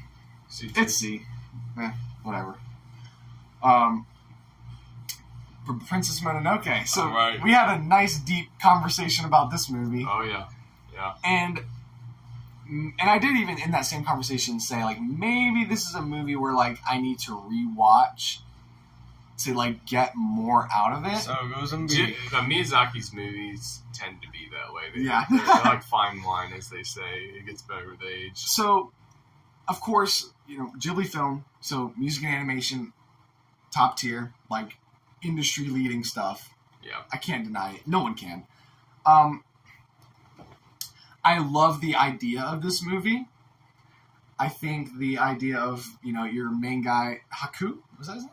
Yeah. Haku's from Spirited Away. That's the boy from Spirited Away. I was like, who's that? I get those two mixed up because they're both like samurai-looking people in Ghibli movies. Ashitaka's the guy. Ashitaka, you're right. Ashitaka. Wait, what's his animal's name? Yakul. Cool. Yakul. Oh, dude. The red elf. W. Yakul. Cool, yeah, he's the best character. I really like the main character. The idea that he's like we're in feudal Japan, and like he gets infected and like is kind of banished from his whole like town, which is crazy. But goes on an adventure to find like the root cause of like the infection and the disease to try to like figure it out, stop it, whatever. It's cool. There's definitely a lot of like nature versus like industry, civilization, you know, stuff going on, which I like. Yeah. But honestly, I feel like it was more. I feel like that was definitely like a part of the movie, but I feel like it wasn't like the main focus. I feel like the main focus was more of like, I don't know, people just trying to like do the right thing in their own eyes and not seeing the other perspective, right? Because one of my favorite things about this movie is that there's no real antagonist, right? I love that. Like you think it's gonna be the human lady that he meets in like Irontown, I think is what it's called. Yeah. Like you see her and automatically your like instinct is like, okay, she's the main villain, right? Right. But then like the more you learn about her, the more you realize she's just kind of trying to help her people. Exactly. Right? She's just trying to like help her people. She's not doing it for a selfish reason. Like she's trying to help these people who don't have a chance, like people who are like down on their luck. Yeah, and the movie shows us that. They let us dwell Yeah, on it. like she literally like takes them on a tour and is like, look at all these like Shows sick leper people. The lepers, yeah. Whatever. So I was like, okay, that's interesting. And she saved all the women too from other bad jobs, and instead gave them homes where they can actually shine. So I was like, okay. And then you get like the nature side of it, where it's like the forest gods or whatever, like the wolves and the pigs and everything else. Yeah. And they're just trying to like keep their home alive with nature. Obviously, like the humans are infringing upon that. So it's like they're both trying to do the right thing for their own species, but like coming at it in the wrong way, where like there definitely could be a compromise reached, you know? So there's definitely a lot of commentary. There's definitely a lot of like themes and subtext and everything. But to be quite honest, it didn't click with me the way it does with like a lot of people. Yeah. And see, like Gunnar really liked it. Gunnar really likes That's it. my favorite Ghibli movie. I want to like kind of not say too much because eventually, like there's a specific video we're gonna make regarding these movies. But I actually I've rewatched this movie probably about 5 times now at least, and I've started to somewhat feel that way. Like it almost feels like it's gone down for me a little bit. Really? Over time. Just a little. Not a ton. It's still amazing. I still rank it pretty high, but yeah, like I do feel like when you were explaining everything you felt about it, like it's really good. I see that, but something about it just ain't clicking right now. Like I actually was kind of feeling that energy a little bit. Yeah. Like I just don't like some people watch this and it just vibes with them and they just see exactly what this movie is and what it's trying to say and like they just get that. But for me, it's like, I don't know. I wish that the main character, Princess Mononoke, I forget what's her actual name. Yeah, San. Like, I feel like she wasn't even in the movie that much, you know? Which I thought was kind of weird. Because I liked her as a character and an idea. She's like the in-between, right? She's a human but was raised by like the forest gods and everything. So she's the in between, and I feel like she should have been the one that was like bringing everyone together, whereas she really wasn't. It was really Ashitaka, yeah. who was like trying to like be the mediator and like.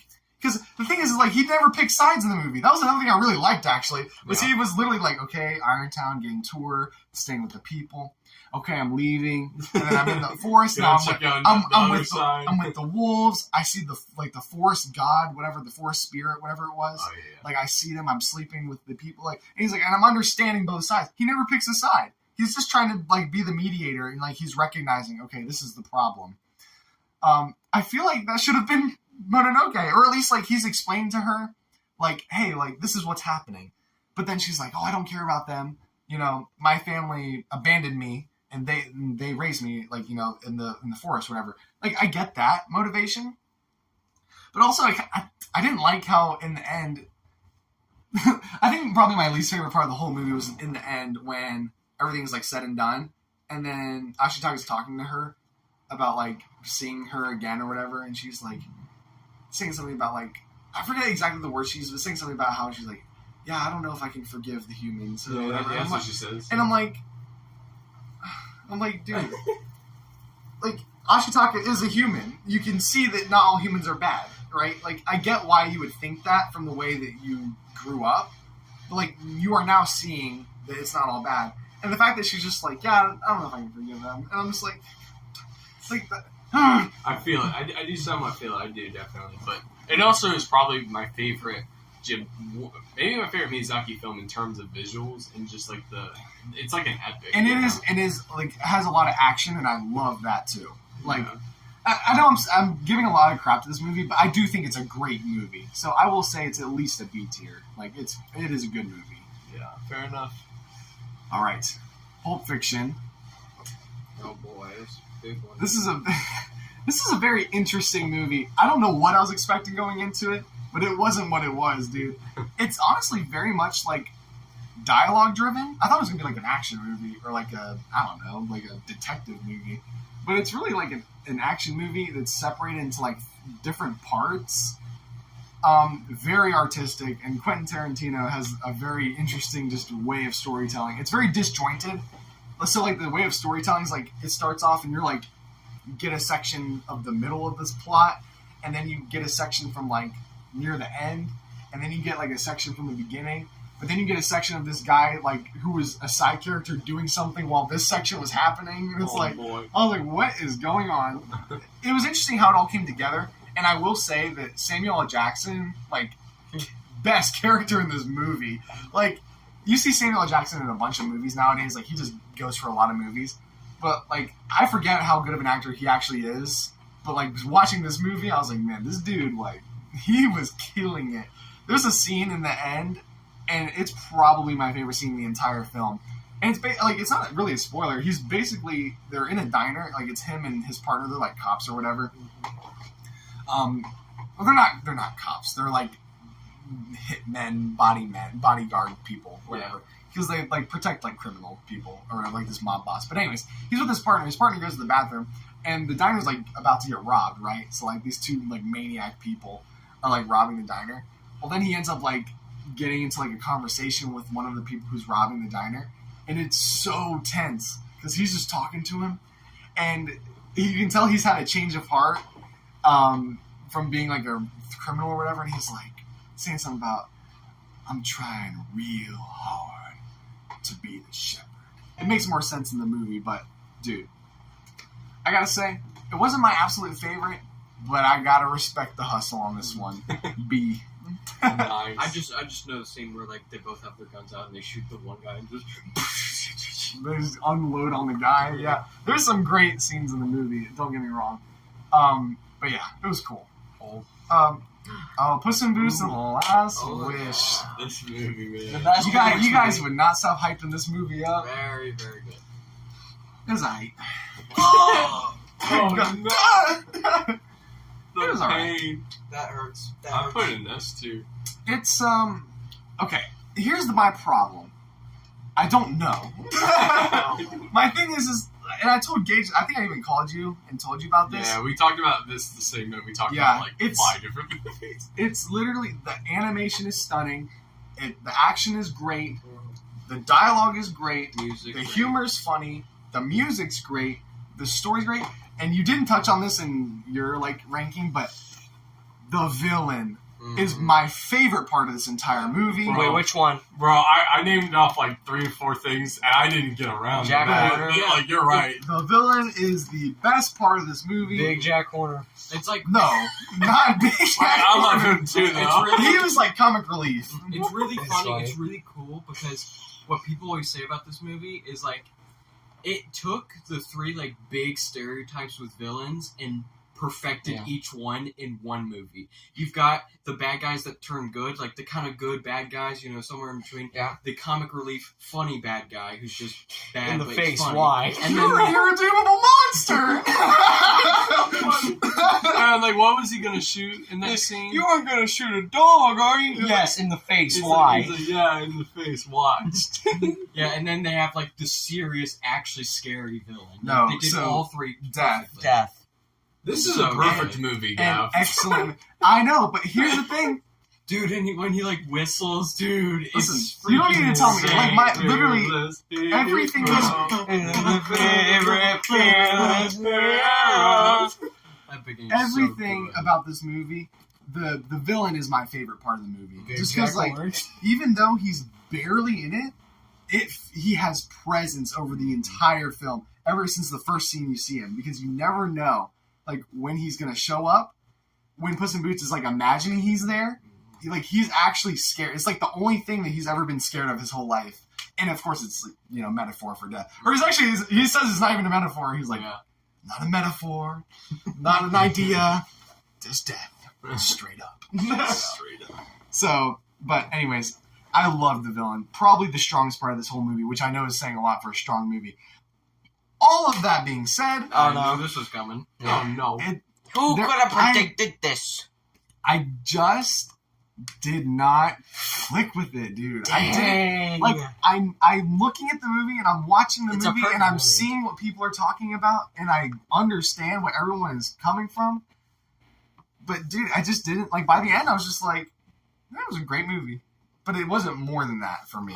Is it? Like, I will say the villain is the thing I remember about. It was just so good. It was so good. Not like best DreamWorks villain by a country mile, but honestly one of the just best villains in animation. You know? I mean, Titan is pretty good competition. You know? But, like, There's no Tooth Fairy, there's no Easter Bunny, and there's no Queen of England. I love that movie. That movie's so Never good. mind this masterpiece. Oh, shout outs to Megamind. There ain't one anymore. What people will say about that movie, it's got the like perfect like showing of a panic attack in like any movie ever. Like people will say it's the perfect visual way that Joy. shown of a Joy. panic attack. Joy. And I agree. Big It's Jack Horner really dub, well baby. done. Like that scene is really good. Yeah, for all of the perks that this movie has, I can't put an S tier, guys. I'm sorry. It didn't have that special sauce. Okay. That's okay. It didn't have a special sauce for me. It's okay. I'll take Oh, it. S tier is it's like okay. really, S tier for S tier is me, like really it's okay personal to be thing. wrong. S tier Personally, is like like, Pete. for me, And it's gonna F have tier. like the X factor. Like for Yeah. whatever reason, it just hits different. Bro, there's not been F tier. Wow. No movie No, that's been that I bad. watched some pretty good Yeah, you movies watch this good year. movies. Honestly, I'm thinking about like Yes. We're waiting for Yes. the more I'm like thinking and looking at this list. I'm sorry, Dave. Yes. I don't think It everything makes ever. so always- I don't hate the movie. I really don't hate the movie. It's just a boring movie. It's just, yeah. At the end of the day, it just wasn't what I wanted to see in this movie. I just wanted to see him kill people, and Yeah. they only did it like once. I just wanted more William Yeah, that's what Afton. I was saying with the whole thing. It would have been a better movie if it was R. It would have. I But would've that's been not- there if but it that's was not a William smart- Afton was in it more. Yeah, that's why I wanted, like... Well, I'll say, even though, like, I wanted to see more of the killing, like, the animatronics killing, the creepiest part of the movie was when he comes out in, like, the Bro. Springtrap suit. I was like, okay, that's, Yeah, it's like, that's no. genuinely creepy because he moves different than the animatronics because he's not one. Like, he gets shot with the Yeah, taser it's like, and he does dude, this does is the really work. cool. The movie's over. Pretty much. Yeah, I was like, oh, yeah, this is probably the creepiest part of the movie. Credits. Whoa, His what helmet, was that? What? when he wears the helmet, he has, like, the voice distortion. Hey, I'll put it above Close Encounters. It's better than that. I don't know. That sounded cool. But now we got It is a cool movie. It's just the ending. The ending sounds stupid. The ending is literally butt. now we got RoboCop. Dude, RoboCop. what a surprise! Like everyone, Isn't that like a you know, classic?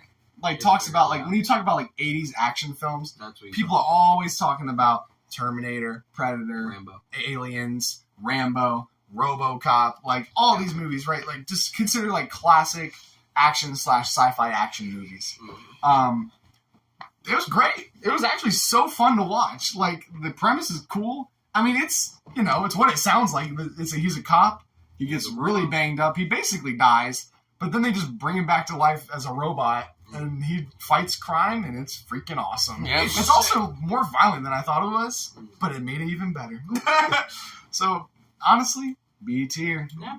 B tier. tier. RoboCop. Good movie. Rocky. Rocky! Yeah, I've been meaning to watch this. Oh, movie. dude.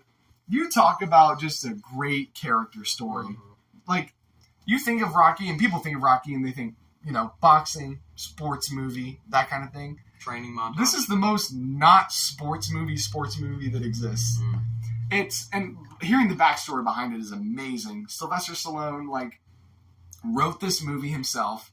He wanted, to make it a movie. He wrote the script or whatever, the story.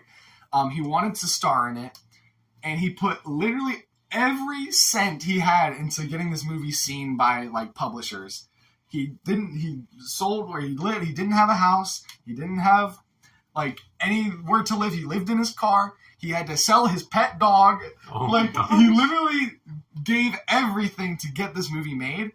And when, producers were, interested, they wanted to cast, obviously, someone who they knew, a big actor, right? Because Sylvester Stallone back then, which is crazy to say, nobody knew who he was. He was a random guy that no one had ever heard of. Right. And they were going to cast him, and he was like, well, this is my story. He's like, I'm not going to give it to you if I can't play the main role.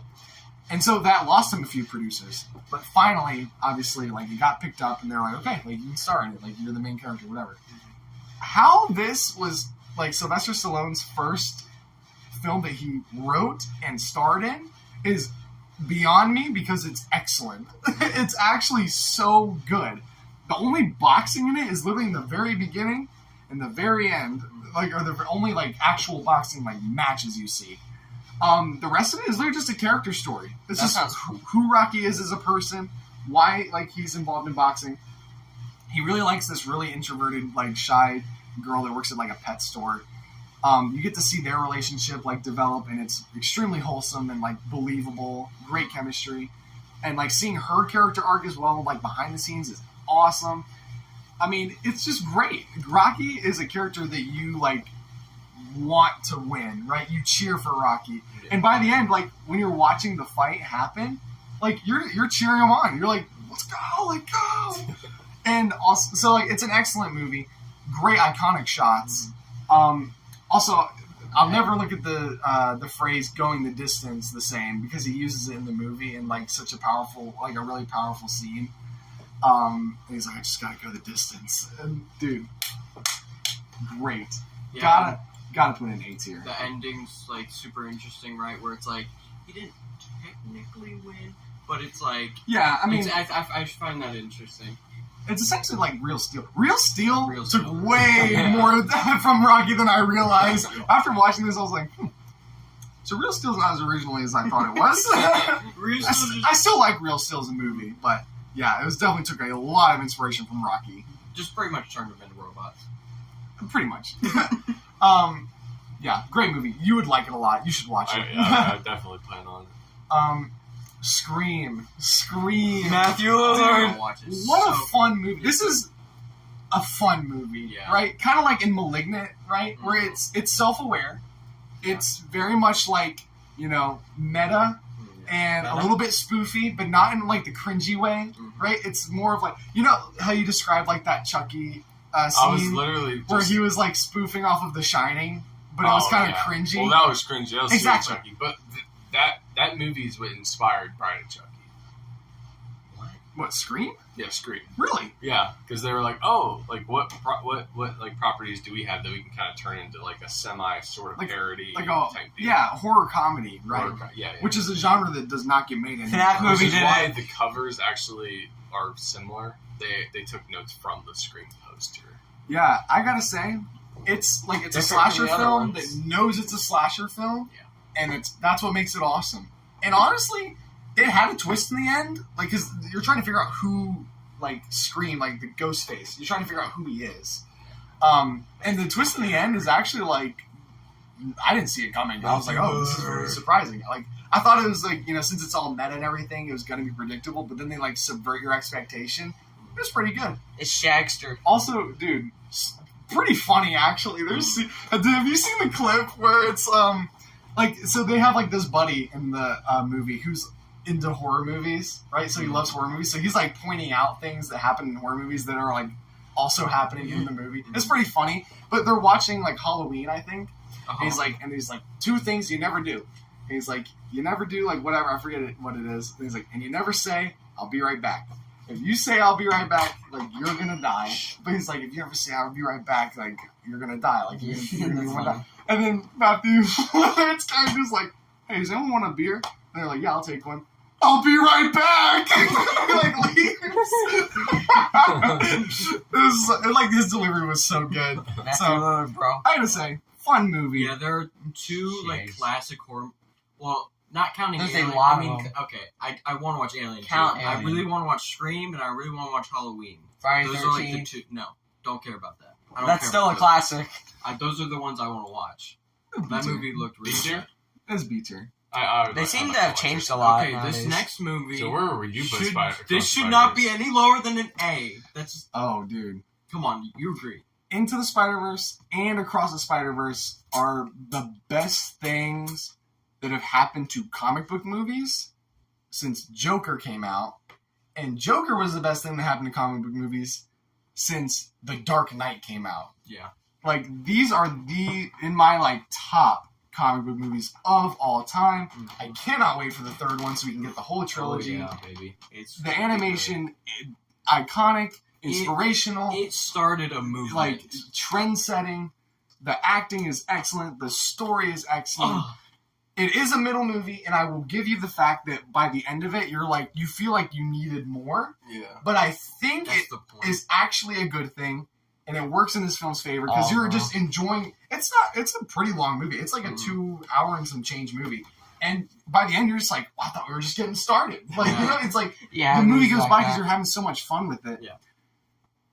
It's S tier. Yes! Wow. Yes! Yes! I would also put Into the Spider-Verse as S tier. Yes. Bro, I just think about Yes, that one scene Dude, across it's the Spider-Verse. literally like Phil Miller, which is like their name that they have when they do movies together. They are the funniest people ever. Yeah, they Their do Mitchell movies are Machines. so funny. Get to the bridge and you I definitely don't feel exactly that way myself. But, bro, I get what you're saying, and it does, in a way, feel like the middle movie. But I almost feel like it just doesn't matter because it's so entertaining. Yeah, like, it's It's good. Yeah, it's just like it like I don't think that's a negative necessarily. I don't even think that's like necessarily negative. You can still view it as its own movie. It's still its own. Well, movie. I mean, yes, but to Gage's point, like, if you're in a trilogy and you're the middle movie, like, you're probably the weakest part of that trilogy. They usually are the hardest ones to pull off right. But I will say, like, I didn't feel the, like, middle movie syndrome when watching this movie. The only thing is, again, like, when it ends, it almost does feel abrupt. But I really don't think that's a problem. I really think you feel that way mentally because you just were enjoying the movie so much that you wanted to have, like, the closure ending. But it's like, not really. Yeah. So, And also, dude, like the freaking characters in that movie are incredible, bro. no, I mean, they're also everything about this movie is excellent. Nicolas Cage is coming back in the next movie. Also, the soundtrack is just peak. I mean, bro, like dude, it's insane. It's so cool, like how much just like good music is in these movies. It's so cool. yeah. But bro, I'll never forget So the good. scenes where like all the Spider-Men are chasing. Oh, dude, that scene is so good when he's getting chased around. But then and they're also- all, like, chasing after him. Oh, Just more hype about the final movie. Nicolas Cage Spider-Man's coming back. I He's just coming back. Oh, It's boy. popping, y'all. It's bopping, I absolutely love that movie. Okay. We're getting down to the wire here, boys. Terminator. The Terminator. The Terminator. Actually, I watched this probably a month or two ago. And dude, like, solid movie, great premise. It was actually a little bit more of a horror movie than I was expecting. I was expecting, like, action film, which apparently is what more the second one is. I haven't seen it yet. I've heard it's great. I can't wait to That's watch the it. James Cameron effect in that one. Yeah. He always turns, like, the villains into, like, the good guys in, like, the sequels. And the action, it becomes more action heavy and stuff. Yeah, he always changes things up. But I will say, like, great vibe on the movie. Again, like, the premise of it is very, very cool. And it actually has me excited to see more of the movies, at least the second one. I know, like, some of the ones after that kind of fall off. I would even be interested to watch those other ones, though, just because the world that they build in this movie is very, very intriguing. But yeah, great movie. Arnold Schwarzenegger was the perfect choice for the Terminator. Like, he's this huge buff dude. And even if he wasn't a killer robot, if he just came after you, you'd already be scared. Like, this man looks like he could step on you and He you looks die. like a killer robot. So, plus, like, some of the effects, like, it's all practical cool, of course, but, like, the effects of him, like, having, like, a, metal and, like, exoskeleton thing, whatever, like, it was very, very cool. And then at the very end, they use, like, stop motion, because, like, when he's the, like, full on, like, he, like, blows up or, like, catches on fire, so it, like, burns off all of his skin and everything, so he's just that classic Terminator skeleton. They used stop motion because they didn't have animatronics that could, like, move that way. Yeah. So then they just, like, built one and they just kind of moved him around. It was cool, though. Yeah. But fun movie. B tier. Then we got the Batman. Dude, I swear, Batman is the only, like, it's the only character that can get rebooted so many times and still be so good. Like, there's so many good, different versions. It's insane. Adam West, man, start from that. Oh, dude. Yeah, Adam West, my guy. I gotta say, the Batman was excellent. I think and it long. It was long. It was very good. Robert Pattinson. I wasn't sure at first when they first announced it, like, way back. I was like, but he pulled it off wonderfully. They definitely did a very good job of the, Batman is like a detective trying to figure out, where where the villain is, why is he doing this. The Riddler was a great choice. Also, he ain't used enough. The actor who played him did a great job as well. Again, the Riddler was a really great choice because I thought that was kind of a weird choice. But he honestly, like, worked out very, very well. Again, with the detective side being more of a focus, he was the perfect villain to have because, he's all, like, mysterious and cryptic and leaving, notes and mysteries that if you can solve them, you'll get a clue or whatever. Yeah. So that was very, very good. Great action, great fight scenes, great tension. I will say, I guess there are parts of this movie that, like, the pacing isn't as great. I definitely felt that this was a 3-hour movie more than, like, say, Oppenheimer, which is crazy, but but overall I enjoyed it. I will say, like, his version of Bruce Wayne is very much like dark, introverted, like, hermit, does not talk to anyone, antisocial, like the like the backwards, like, millionaire who doesn't leave his mansion type of person, and he's very much like he's not very much like a talkative person. Yeah, he's kind of like the opposite of Christian Bale Batman. Exactly. He doesn't, like, he has zero charisma. He has, like, a little bit when there's a scene where, like, he goes out as Bruce Wayne, where he, like, kind of has, whatever, like, oh yeah, I'm Bruce Wayne, whatever, like, he talks to people, but he does not have nearly the charisma, which was the point, I think. It was just a different take, but yeah, overall, I'm not going to say it was excellent. I do think it maybe could have been a little shorter, and it wouldn't have hurt. B tier. Got a lot of B tiers. A lot of B. It's always B. Oh man, the 50s Blob. Man. 50s What Blob. a film. What a film. It's awesome, Absolute masterpiece. It's absolutely like just a 50s little, like, fun movie to watch. It was, as they say, they actually mention in this movie, it's a nice little spook show, It's a goofy idea where it's like a blob that comes from outer space and, like, eats, everything. kills people and stuff. It absorbs things. Yeah. Based off the Goosebumps. But honestly, like, it's a fun time. It's not bad. It's also not anything amazing. Like that's It's the kinda fun. movie you see in the background that like the babysitter's watching. That's actually so. Why was that so valid? That worked, actually. I'd put it in like a high C. High C! Favorite fruit punch. I So hate it's it. like that. It's like the one scene from Gravity Falls where there's like the black and white movie in the background that makes no sense.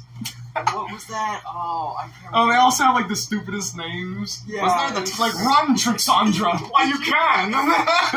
Some like squirrel, I think. I thought there was a tiger one. Yeah. Tiger Fist. Tiger Fist, that's what it is. Anyways, The Flash. A big flop. Oh, boy. Oh, this is another film that like the Blue Beetle. I just feel bad for it Because, like, it had so much hype around it. There was, like, the premise wasn't bad. It wasn't bad, and for a Flash movie, like bringing like the whole idea of Flashpoint was a good idea. Here's the problem: it got delayed to heck because of COVID. By the time it came out, the multiverse was already getting tired, right? Everyone was already doing that. So I think it would have been cooler before everyone else did it, right? But by the time everyone did it, everyone's kind of getting tired of the multiverse, like, whole shtick or whatever. Bullcrap. Which is what this is. Obviously, Ezra Miller is not a good Yeah. person. He chases people. Kidnaps people. It's crazy. Robs them. He's not real. He's literally not real. He Kidnaps. apologized so many times on Twitter, bro. It's crazy. Sorry, I literally ran and attacked another person. I couldn't help Sorry, it. yeah, sorry I kidnapped that one guy. It just kinda I brought him Sorry, I back. locked that kid in my basement. I just couldn't help It it. just kinda happened. Don't worry, I brought him back. Anyways, Don't worry, guys. so there's like a lot of behind the scenes, like, just problems with this movie that weren't. It wasn't this movie's fault. It wasn't the director's fault. It's just crap just kept happening, which I think affected it in a negative way. The movie is not a bad movie. You also the CG looked really Yeah, bad. CGI is pretty Honestly, bad. like, said there's it was only. bad. Like bad. I can accept the CGI when they're doing like the whole like time travel, when he's like in this little like weird like outside of time matrix where he's like time traveling. I can accept the CGI looking that way just because it's supposed to look like out of this world, kind of like wacky. Yeah, but I think what most people point to when they talk about CGI is like the microwaves with the babies. Yeah, the babies look rough, but And like when they show like Henry Cavill in that one scene where he's like going around to other people, he does not look human. It does Yeah, not look so- human. Michael Keaton Batman though. it's honestly That's what like I'm talking about. not. It's not as bad as a lot of people were saying it was. It's very much like kind of a mid film. Mid. I'd give it a C. Yeah. I don't think it was bad by any means. How was- I just think it was a very unfortunate series of events that happened that made this movie. How was not as how was good. Michael Keaton Batman though? By the way. Michael Keaton's great. Yeah. Michael's Keaton. I'm Michael's on, let's Keaton. go. Michael's Keaton. That's a good movie. Oh, here's a movie you guys never heard of: The Not at all. A24. The Green Knight. What is this? So it's based off of. A true story. So it's Arthurian legend, King Arthur, like all of that stuff. So it's based off of that, except the main character is Sir Gawain. He's one of the Knights of the Round Table from Arthur. And The Green Knight is actually like a short story, essentially, based out of that mythos. Really? And the very basic premise is that this weird like Green Knight comes into like King Arthur's Round Table room, and he wants to like play a game, and he like challenges anyone who wants to like attack him or like lay a blow on him or whatever. He's like, they can do it. However, in 1 year's time, you'll have to come to my domain, and I return the same blow you gave me. And so no one else is like gonna do it. They're like, this, like, who is this guy? This guy's kind of sus. Like, I'm not playing this, whatever. Well, Sir Gawain is the youngest of the Round Table. He's also King Arthur's nephew, and he's also the most like reckless, right? oh no. So and it kind of shows in the beginning of the movie that he like hasn't really done anything amazing, and he wants a chance to like prove himself. Oh boy. So of course he volunteers and is like, I'll do it. He's like, whatever. Well, then he makes the decision to freaking like cut the Green Knight's head off. So he's like, whatever, I'll get it over with. Shing! Cuts his head Oh off. gosh. Well, then he doesn't die because the Green Knight's not a human. He's like this weird like plant man hybrid thing. So he just picks up his head and he's like, I'll see you in a year, like whatever. Cut off his head. So then Gawain's like, of course he's like a hero, you know. Everyone in the town's like, oh, he like beheaded the Green Knight and whatever.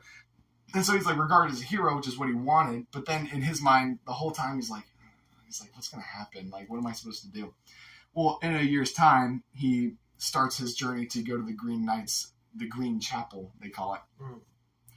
And, you know, but he's like scared, of course, because like in the end, he's like, I guess he's just gonna cut my head off. Like, am I gonna die? Like, that's my destiny or whatever. So the story is compelling, and the themes of it are cool.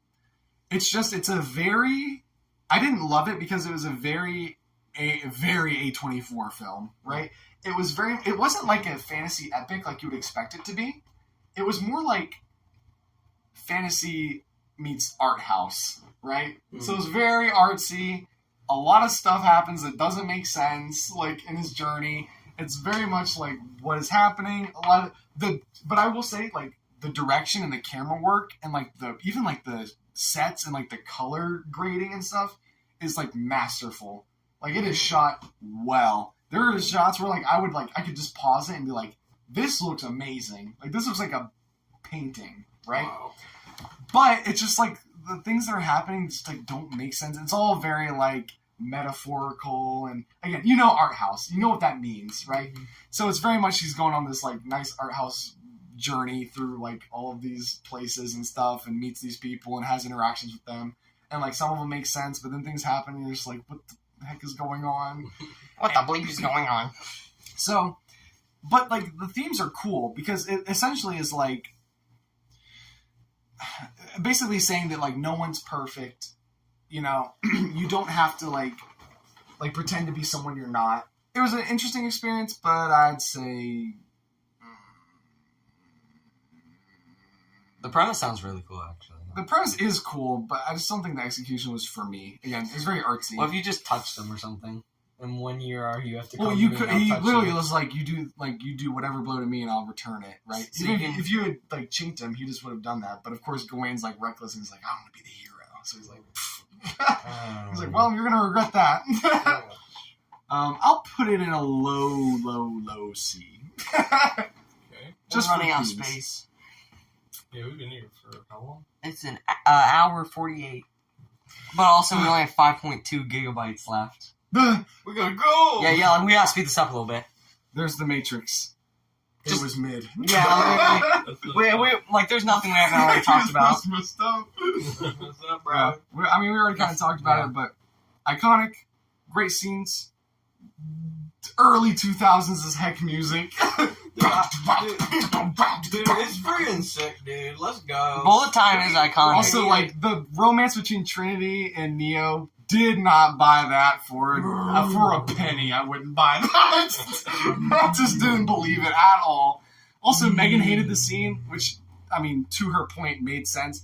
At least her part where she, like, checked out of the movie was when, like, he's just spraying and praying into the office building with, like, the machine gun, while Morpheus is literally in there. And she's like, how is he not dead?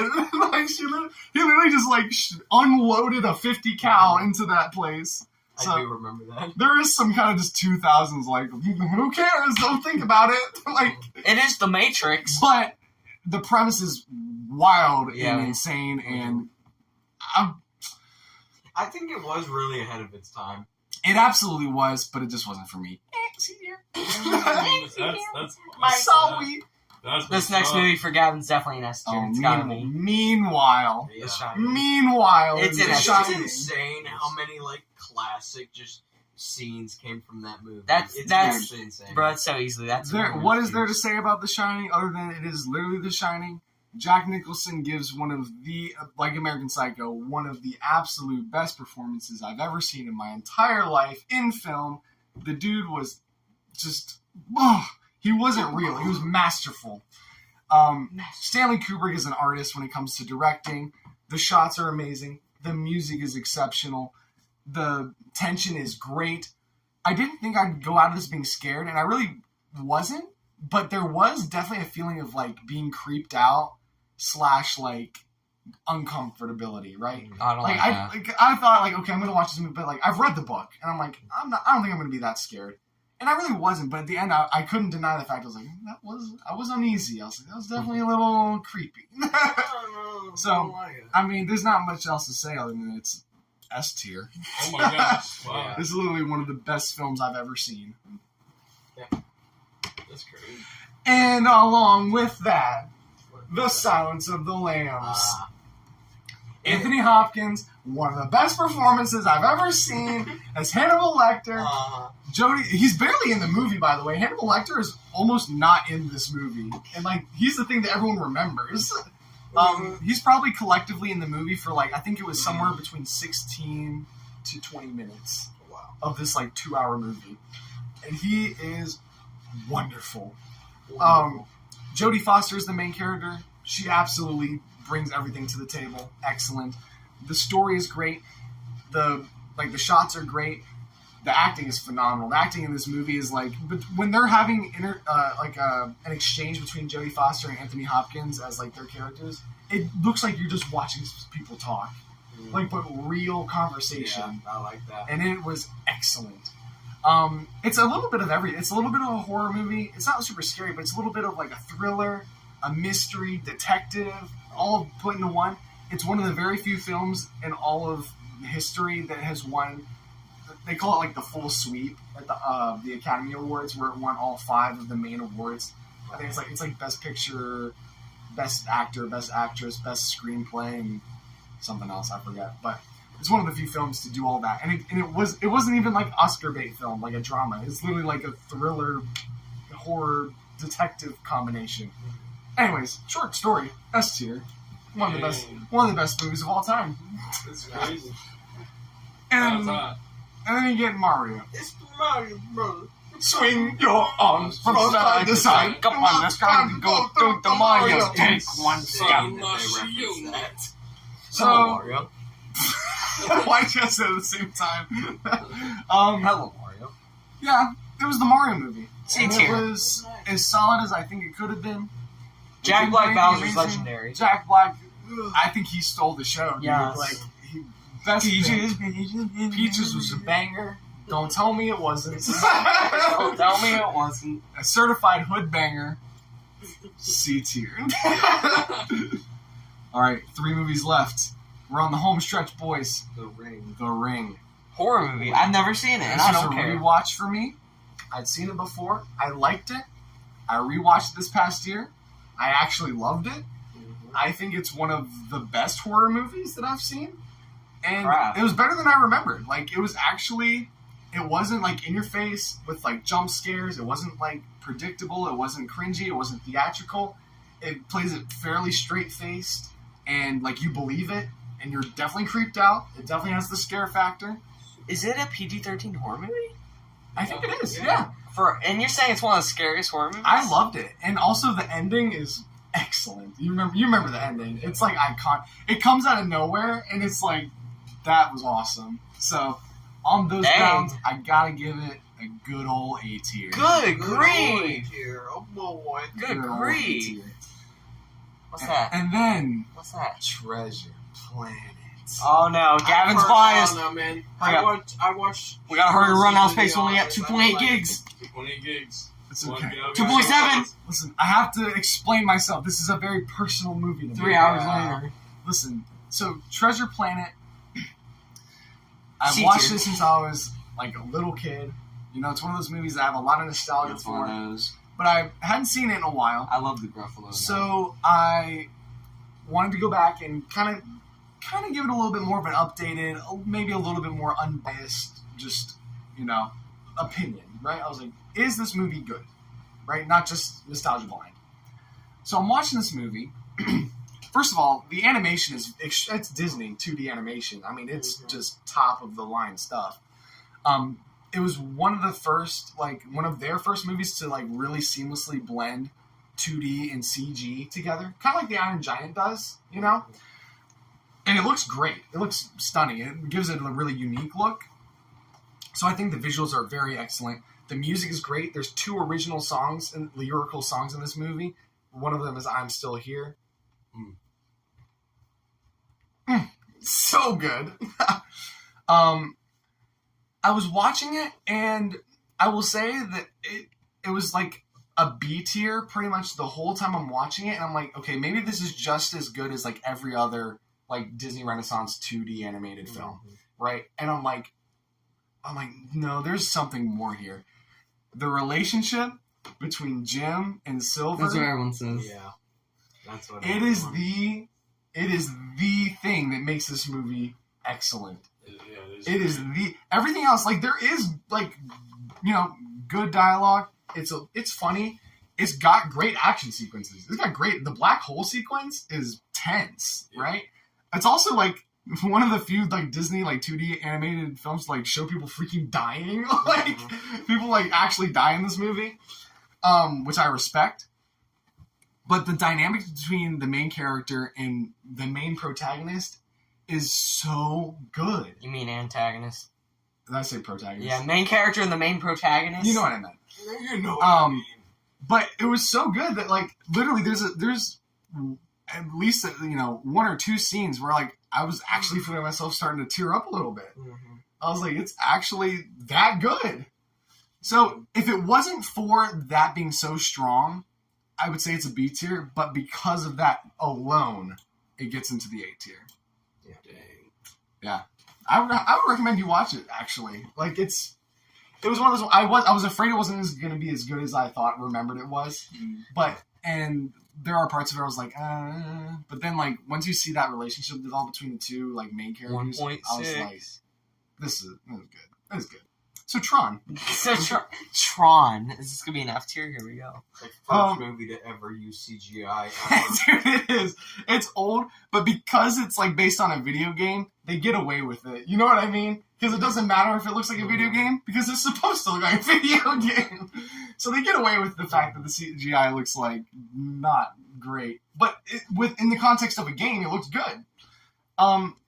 It's definitely interesting. It was a fun watch. But it wasn't like anything standout. Also, like Jeff Bridges is young. Like, I don't think I've ever seen him young. I didn't think that. I was like, there was a point in your life when you weren't old. Whoa. We'll put into C. Yeah, I mean, for like what it did for like CGI. Yeah, like it was cool. It was a cool movie. It was a fun watch, but I don't necessarily feel myself wanting to go back and watch it again. And then finally, strong finish. Finally, Whiplash. J.K. Simmons and Miles Teller. Oh yeah. And J.K. Simmons gives the performance of his career, and I already love him. He's like my top 3 favorite actors of all time. I just think Cave Johnson, man. It's literally a film about a drummer trying to become a professional and learning from a professional instructor, and somehow they made that one of the best thrillers you've ever seen. And it is S tier. Dang. Yeah, I gotta watch that.